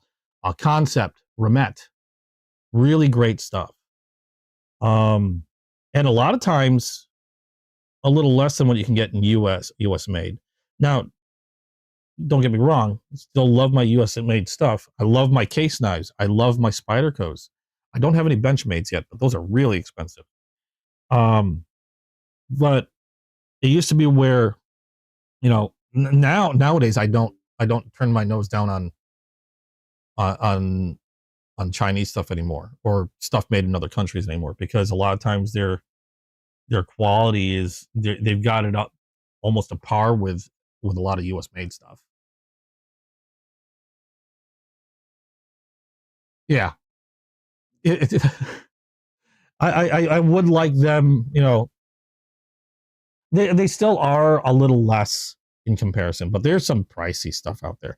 Kettle makes some really pricey knives, great knives, but they can be really expensive. But at the same time, they did something that I didn't expect. A lot of people, like, I don't know if a lot of people didn't expect it or not. I didn't expect it. When I got my Kettle, the Mini Griffin, you know, I loved it, but it was really pricey. I mean, it was a $200 limited edition, you know, not gonna be able to get another one again knife. And I loved that knife, but, you know, kind of terrified to use it if something were to happen, can't replace it. And then Kettle came out with a G10 budget version for under $100. 14C 28N steel, G10 scales, inlay, and it works just as well as the premium in terms of fit and finish and how it functions. That the black and white star, I call it Stormtrooper. The black and white one, like, here's the premium version if you haven't seen it before. Oh, that's not it. That's a concept. Where'd I put it? It's around somewhere. Oh, it's in the other box. I forgot I like reorganized. I'm looking at different boxes. Where are you? I know you're in here. Kiddo, you sneaky little shit. Crap, damn it. I know it's in there. Oh, wait, no. There it is. Found it. Wait a second. If that's there, where did I put my other Kiddo? I might have mixed up my shit. Whoops. I was reorganizing. I think I over-reorganized. Because now I just realized I have that in the wrong freaking spot. There it is. Okay. Yeah, I had that in the wrong spot. So, this is the premium version that I said that was really expensive. Can't find it in this color anywhere because they had limited. I forgot how many they made. I don't think it was more than 100 though. I'd like to say almost 90. Amazing knife. Now, they do have these premium versions, M390 steel, titanium scales. They do have them on the website in different colors. You just can't get this color anymore because the color itself was I believe, a collaboration between Kettle and Blade City, I think. So you can get other premium models, just not this color variation. And so, you know, would hate for something to happen to it, but it's such an amazing knife that I've still carried it with me because I just love it. But they surprised me with the G10 version. This is the G10 version. Same size, shape, finish. Same feel, just as smooth as the premium version. Same lock. Awesome sound. Super comfortable. But at less than $100, like around $80, compared to like 200 something for the premium. And this is why this has been like one for last year. This was one of my biggest surprises and top knives for 2025 was this G10 Kettle Mini Griffin, because they were able to take something with premium materials and still give you the same quality finish, fit, and feel. Sure, they used more budget-minded materials, but it still feels freaking amazing. And those Kettles are one of my top favorite knives. Chinese made, I believe. And just awesome knives for under $100. All right, let's keep segueing from I still got another blade to do. No, I know I'm going away from the handle. I'm holding it different because I like to use both sides of the strop. Because I know I don't hit, it just helps with the longevity of the strop before I have to like refresh the stropping compound.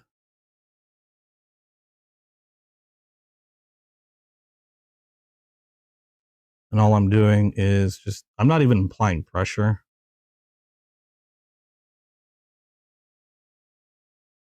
Just essentially polishing that edge with a 0.5 micron strop. And then what this is going to do is just abrasive enough to just polish the edges.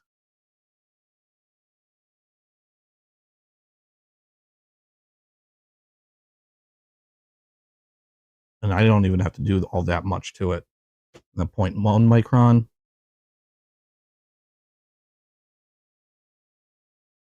And then I can shave with this thing. The Magna Cuts, the Spydercos, I spent a good deal of time just honing with, like they were sharp as crazy. I mean, I could shave with them out of the box. But I was using them and then decided to give them a little bit of stropping. And I might have gone overboard. I got to the point of where I could split hairs. And I actually even put a photo of what I had done on Instagram where you can see I had curled my hair is thin as it is in half lengthwise. Those Magna Cut Spydercos I have are now crazy sharp. And so is this. Where's that magazine paper again?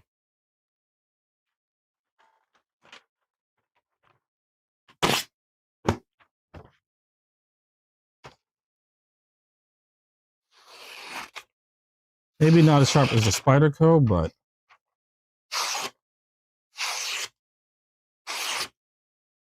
smooth edge on that cut.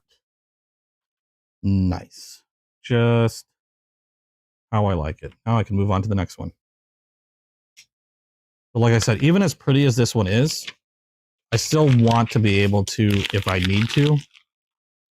It's not just something that's going to stay in display. It could go out and it could do some serious work. So that's still a requirement for any knife that I collect. It's got to be able to be used. It's got to be able to go out there and do things if I needed to do anything. It might sit pretty in my collection for a good long time, but if the need arises, it's there. Now I still have a burr on this blade, so we'll take care of that one real quick. For what they're paying, you just want some cheaper products. No, I understand why. And like I said, they do put out some good stuff.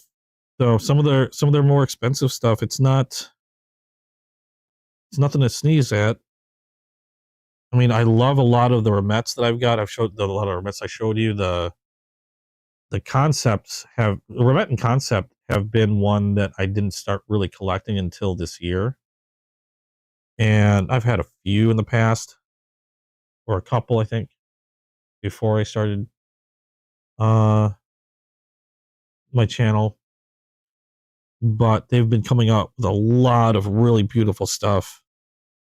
And this year's been crazy with a lot of pretty blades out. Really interesting. Kaiser's been dumping knife after knife out on the market. And a lot of them have been like just insanely nice knives. I don't know what's up Kaiser's butt or something, but they've been just pumping them out left and right. Every month I'm seeing new knives from Kaiser. And it's like they just don't slow down. I can't keep up with it. There's a lot of knives that I'd love to have from Kaiser, but I just simply cannot keep up. And not all of them are very expensive. Some of them are very they're budget blades. maybe like around $50. But there's so many of them. Like I said, I just can't keep up.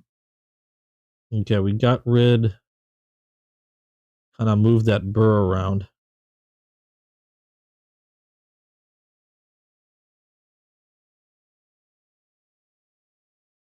Now I just gotta really strop it. That feels almost sharper than the other one. Where did I put my board? I just had my strop. I was just staring at it. Wow, my brain. My brain is malfunctioning. I put it down and I don't know where I put it. Okay, well, I can wait for that to... Oh, I leaned it up against this. Some of your favorite knives are Taiwan made. Interestingly enough, the Sage 5 made in Taichung, Taiwan. Crazy nice knife. The Sage 5 is still probably my favorite Spyderco right now.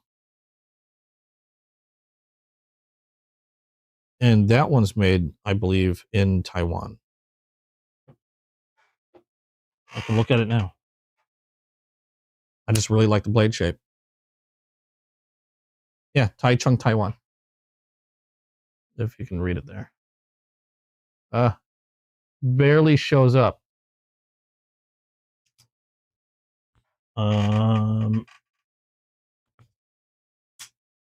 There you go. This is the Spy 27 version. And probably one of my favorite knives right now. That alongside the Demco and the Kershaw Bel Airs. The only difference is they're not made to win any... Now, I realize this too. The knives I like to carry the most, as much as I love my pretty knives, and as good as a lot of those prettier knives are, like those Remettes that I showed you, fully functional knives, M390 steel, they'll cut like crazy. They're built well enough to be used in nearly any situation, as long as, not an outdoor batoning situation, but for whatever I use my knives for, they're more than capable of handling it. But I'm finding that I enjoy using things like my Spydercos, my Demco, the Bel Airs, even my Ontario Rats.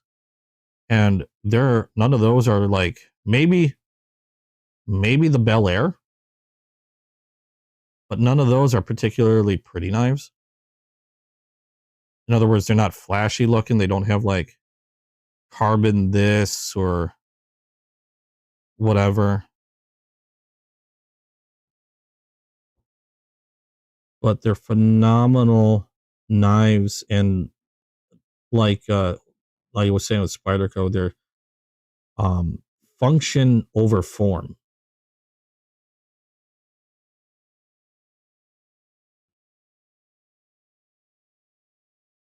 They weren't meant to be winning beauty contests.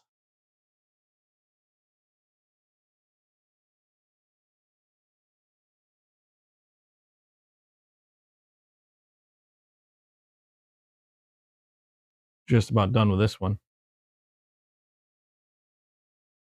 Taiwan has, again, I think it just depends on the manufacturer.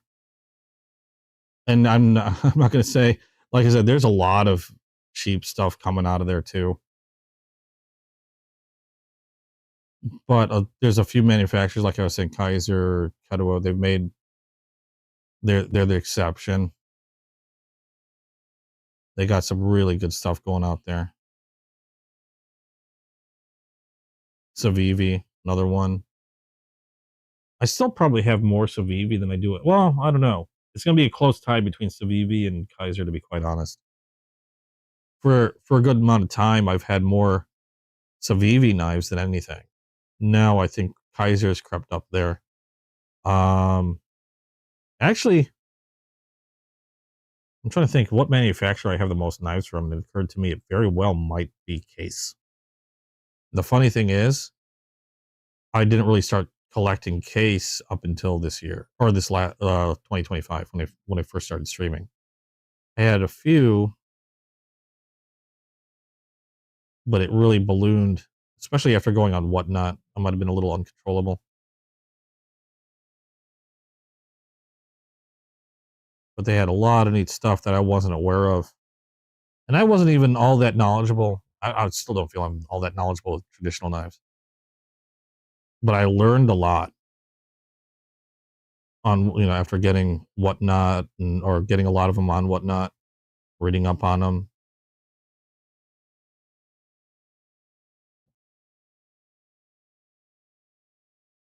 Ooh. That's got an edge to it. Let's see how that did.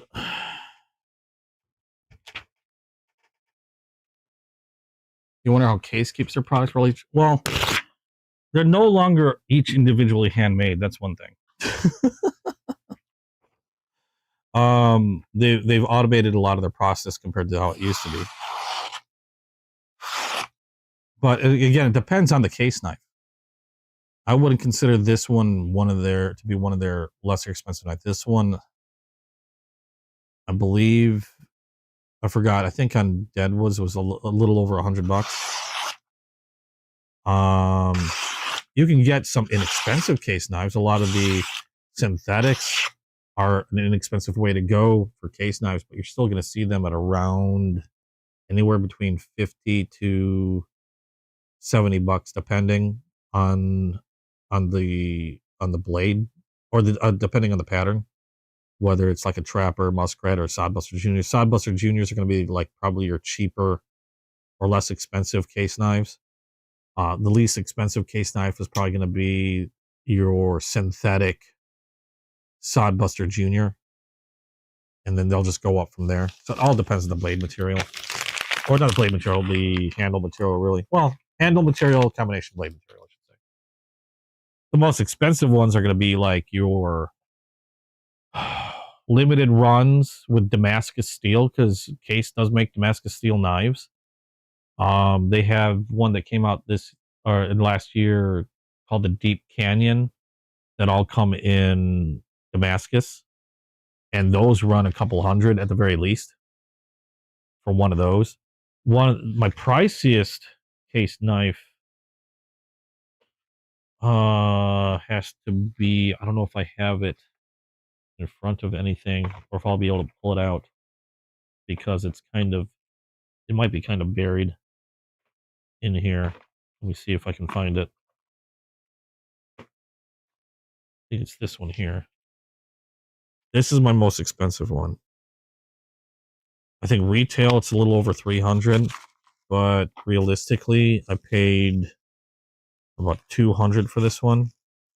This one's in carbon steel because it's Damascus. This is called a burnt goldenrod second cut jig mini trapper in Case's Damascus steel. This one has your California clip point, and it also has this is a Warncliffe variation, not your Spay blade, but a raindrop Damascus. And this is probably my most expensive case knife, at around like $200.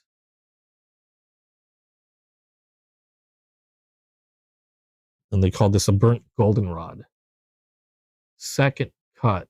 I'm not sure what they mean by second cut jig, other than the fact that the jigging on this is really deep. Natural boned. And absolutely beautiful blades, though. Really sharp. Felt that tip.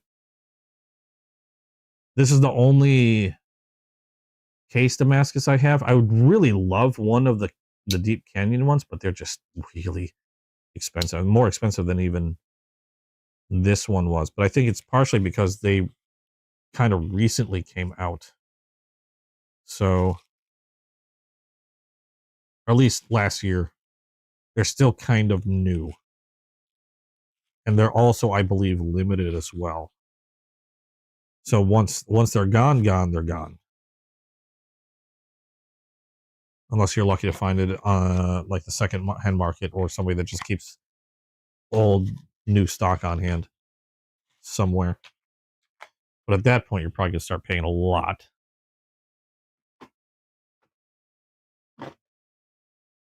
And I do have a thing for friggin' I gotta stop for limited stuff like this because they're just so pretty. I'm glad to finally get this one in. This one and that concept strike, strike eagle strike. It was eagle strike. Just absolutely beautiful blades.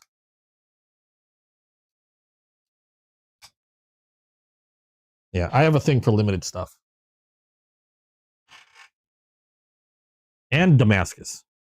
I have a thing for Damascus. If the Damascus is done well, as long as the Damascus is done well, I have a thing for it.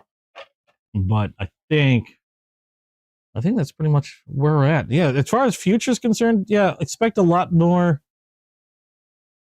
different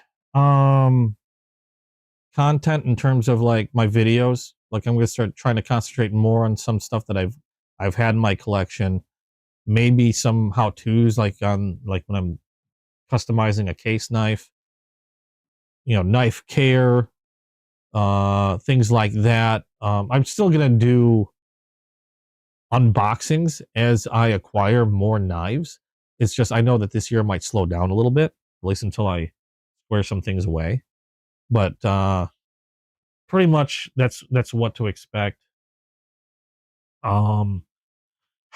As far as the channel is moving forward, hopefully, I know I've talked to some people about a few things that things might still continue to change, like looking at partnerships and stuff like that some people have talked to me about. But again, with the holidays and stuff that just passed over, things have been so hectic that a lot of that was put on the pause. But hopefully that's something that can be done later on, and I can show new stuff and other videos like that. So like, through a partnership sometime this year. It would be fun. I didn't do this I didn't do this because I expected to get deals. I started the channel because I like this hobby. I just love this hobby. And I thought it'd be a neat way to share that hobby. Like my initial thought was to do a firearm channel, but I know that would have been super expensive. So that's why I changed my gears and started doing a knife channel. And admittedly, I kind of went pretty gung ho on it when it started. How you doing, Thomas? Welcome to the stream. So, I didn't do this to target the ability to get like deals or anything like that. I think if you do with a target, with that as your target, anytime I've done something with the target being, let's do this to make money, it doesn't really go very well. I find that things turn out better if I do something because I enjoy doing it for fun. And if things happen, if things progress to that point, great.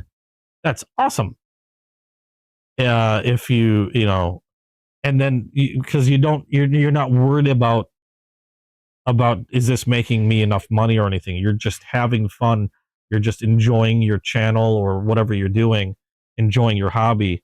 And I find that to be a lot less stressful than, say, I started my channel to make money and it's not doing so well and I can't get enough content. And oh my God, I got to do this. I've got to do that if I want to get these subscribers and get some money out of this. No. I've had enough stress as it is. I do this because I enjoy doing it. If I can make money while I enjoy my hobby, that's a plus. But I'm not going to make that my main goal. My main goal is just to share my hobby, share the knives I get with you guys, learn. I've learned more since starting this channel than I have on my own. Just talking with you guys, a lot of the comments that get left, a lot of the people that join the Discord, It's been freaking fantastic in regards to learning about the hobby. Like I've never learned so much about traditional knives before. Different steels and things like that, different manufacturers I've never heard of before, and just learning new stuff every day about this hobby. And that's got to be my main goal, because otherwise it's just going to be full of stress. If I can make money doing it, great. But I'm not going to stress myself out by going, I have to do this content so I can make money. Otherwise, my head will explode. You just started an EDC channel 2 days ago. Good luck.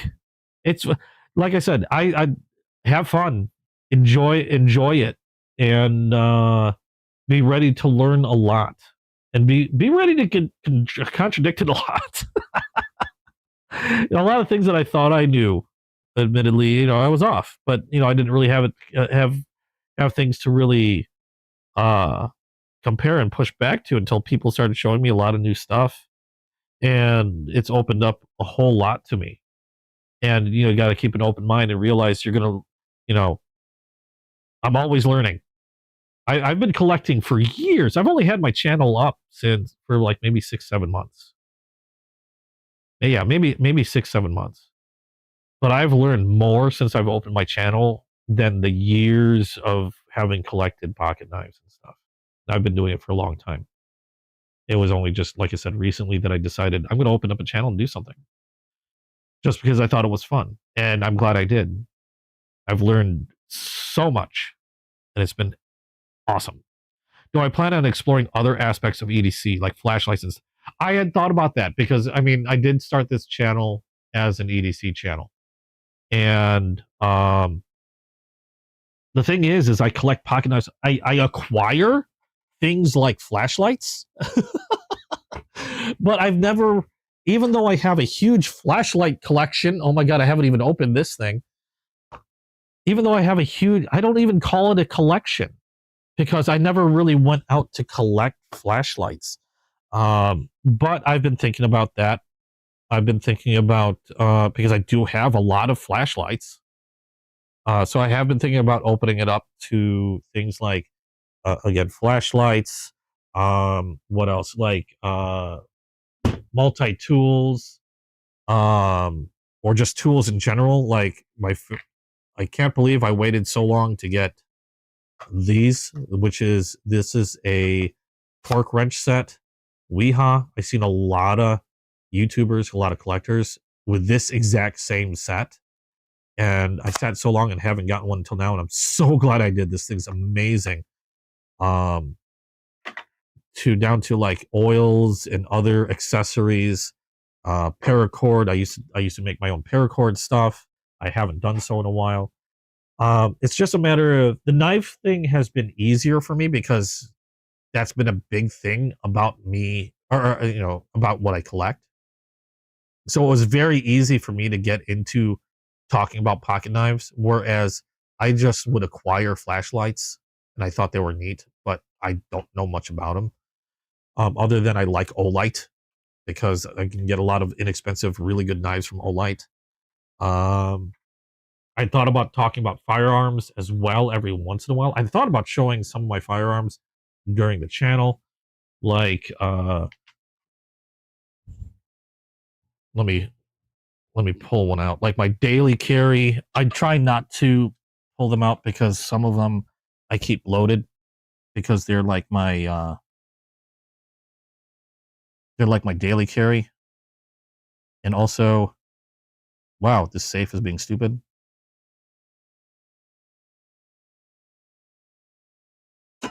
There we go.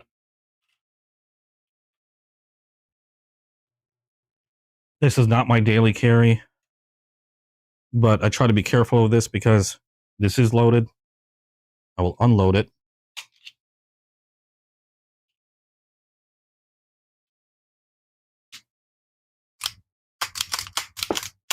Oh, darn it. Well, that shell went somewhere. Like this one. This was kind of a joke thing. This is my Kimber in 45. It's a joke thing because I dressed it up like crazy. Put on grips, flashlight. I had a rail, top rail. I've got a compensator on this thing. And I thought it was funny because my boss is a Kimber diehard.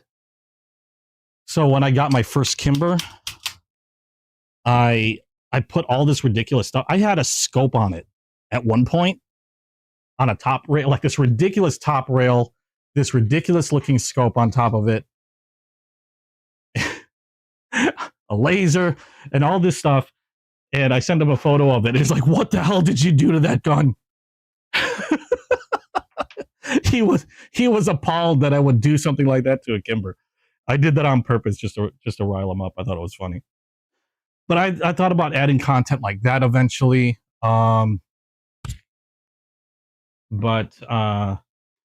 It's sometimes YouTube is a little weird when it comes to firearms. So that's one reason why I haven't done much in regards to firearms, because sometimes YouTube can be a little weird with it. That is empty. It is clear. Checked and cleared. And I have Olights for a lot of my firearms. But actually I don't even really, I have this for home defense bedside, but my true home defense is actually a 12 gauge because I have it loaded with not buckshot, number 4, which is smaller than double-aught, but much more capable than birdshot, but it has less penetration. So since I live in an apartment building, number 4 isn't going to penetrate walls as easily. So that's actually my main home defense, other than 45.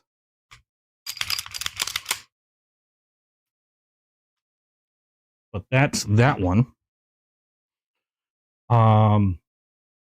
But yeah. So as far as branching out in different stuff or accessories and things like that, I don't know yet. That's something I've been considering. It's just a matter of, I'm realizing I'm needing to plan more. A lot of the stuff that I've been doing for the knife channel has been kind of on the fly. Like, just researching knives opens up an insane world. And a lot of the stuff I've been doing with knives has been on the fly. Every time I got a new knife, well, there I go. I have a video I can make. Whereas everything else tends to need a little bit more planning, like flashlight. I don't know much about this. I'm going to have to start figuring out talking points about flashlights. It turns on, turns off. It's bright. It hurts my eyes. Stuff like that. Comparison videos are like another thing that I was thinking of doing, like how I'm been researching comparing the Gonzo with the Delica 4. Stropping compounds, all this fun stuff. So I've got a wealth of stuff that, I'm working on. It's just a matter of how I want to do that. Again, I do this because I enjoy it, and I try to not stress myself out over it. So while I am researching and doing, learning things and thinking of other stuff to do, I admit I am doing it at a relatively relaxed pace because I want this to remain fun for me. Again, my target isn't to get rich off this. I don't expect to get rich off this. In fact, if anything, I've increased the amount of debt I have because of this. But I want it to remain fun because, my main thing is just enjoying the hobby.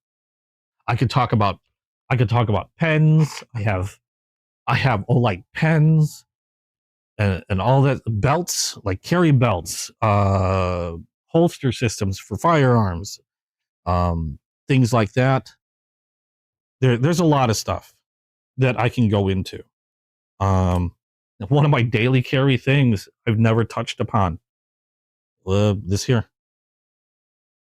my Olight Pen 2, which is a refillable, or not refillable, but a replaceable cartridge pen. You have your pen, has like a, kind of like a, what do they call that? I forgot what they call this type of mechanism. Bolt action, where you have a pen, the tip, ballpoint, and then if you go the other way, you have a pencil. No flashlight on this, but it's really small, really handy. Doesn't take up much space. I carry this all the time just because it's handy. I am going to close this because I am going to cut myself. There we go. So a lot of ideas, a lot of plans for the future. It's just how I'm going to do it. Gonna figure that out eventually. Hopefully soon.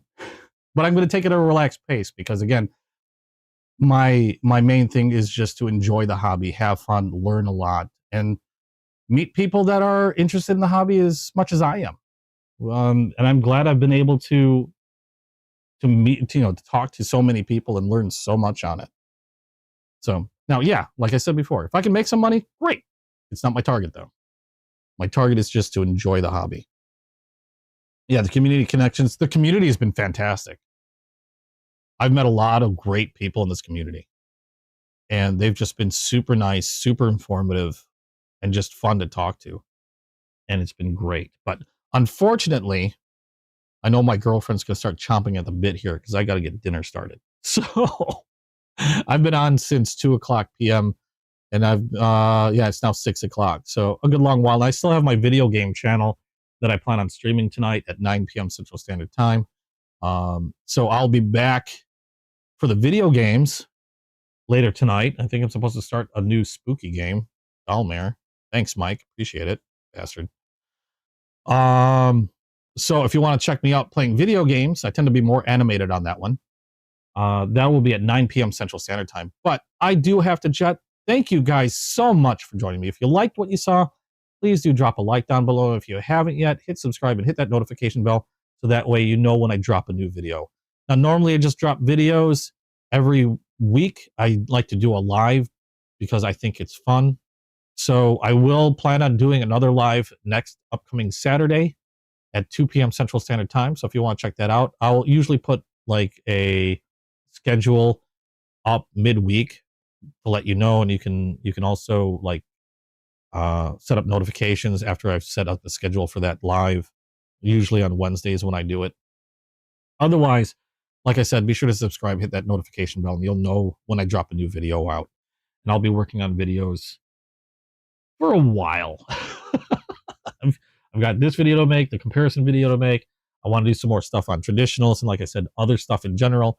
I think it'd be really fun. But I got to go. Thank you guys so much again for joining me. You guys in chat, amazingly awesome. If you were just lurking about, thank you for even just lurking. I really appreciate it.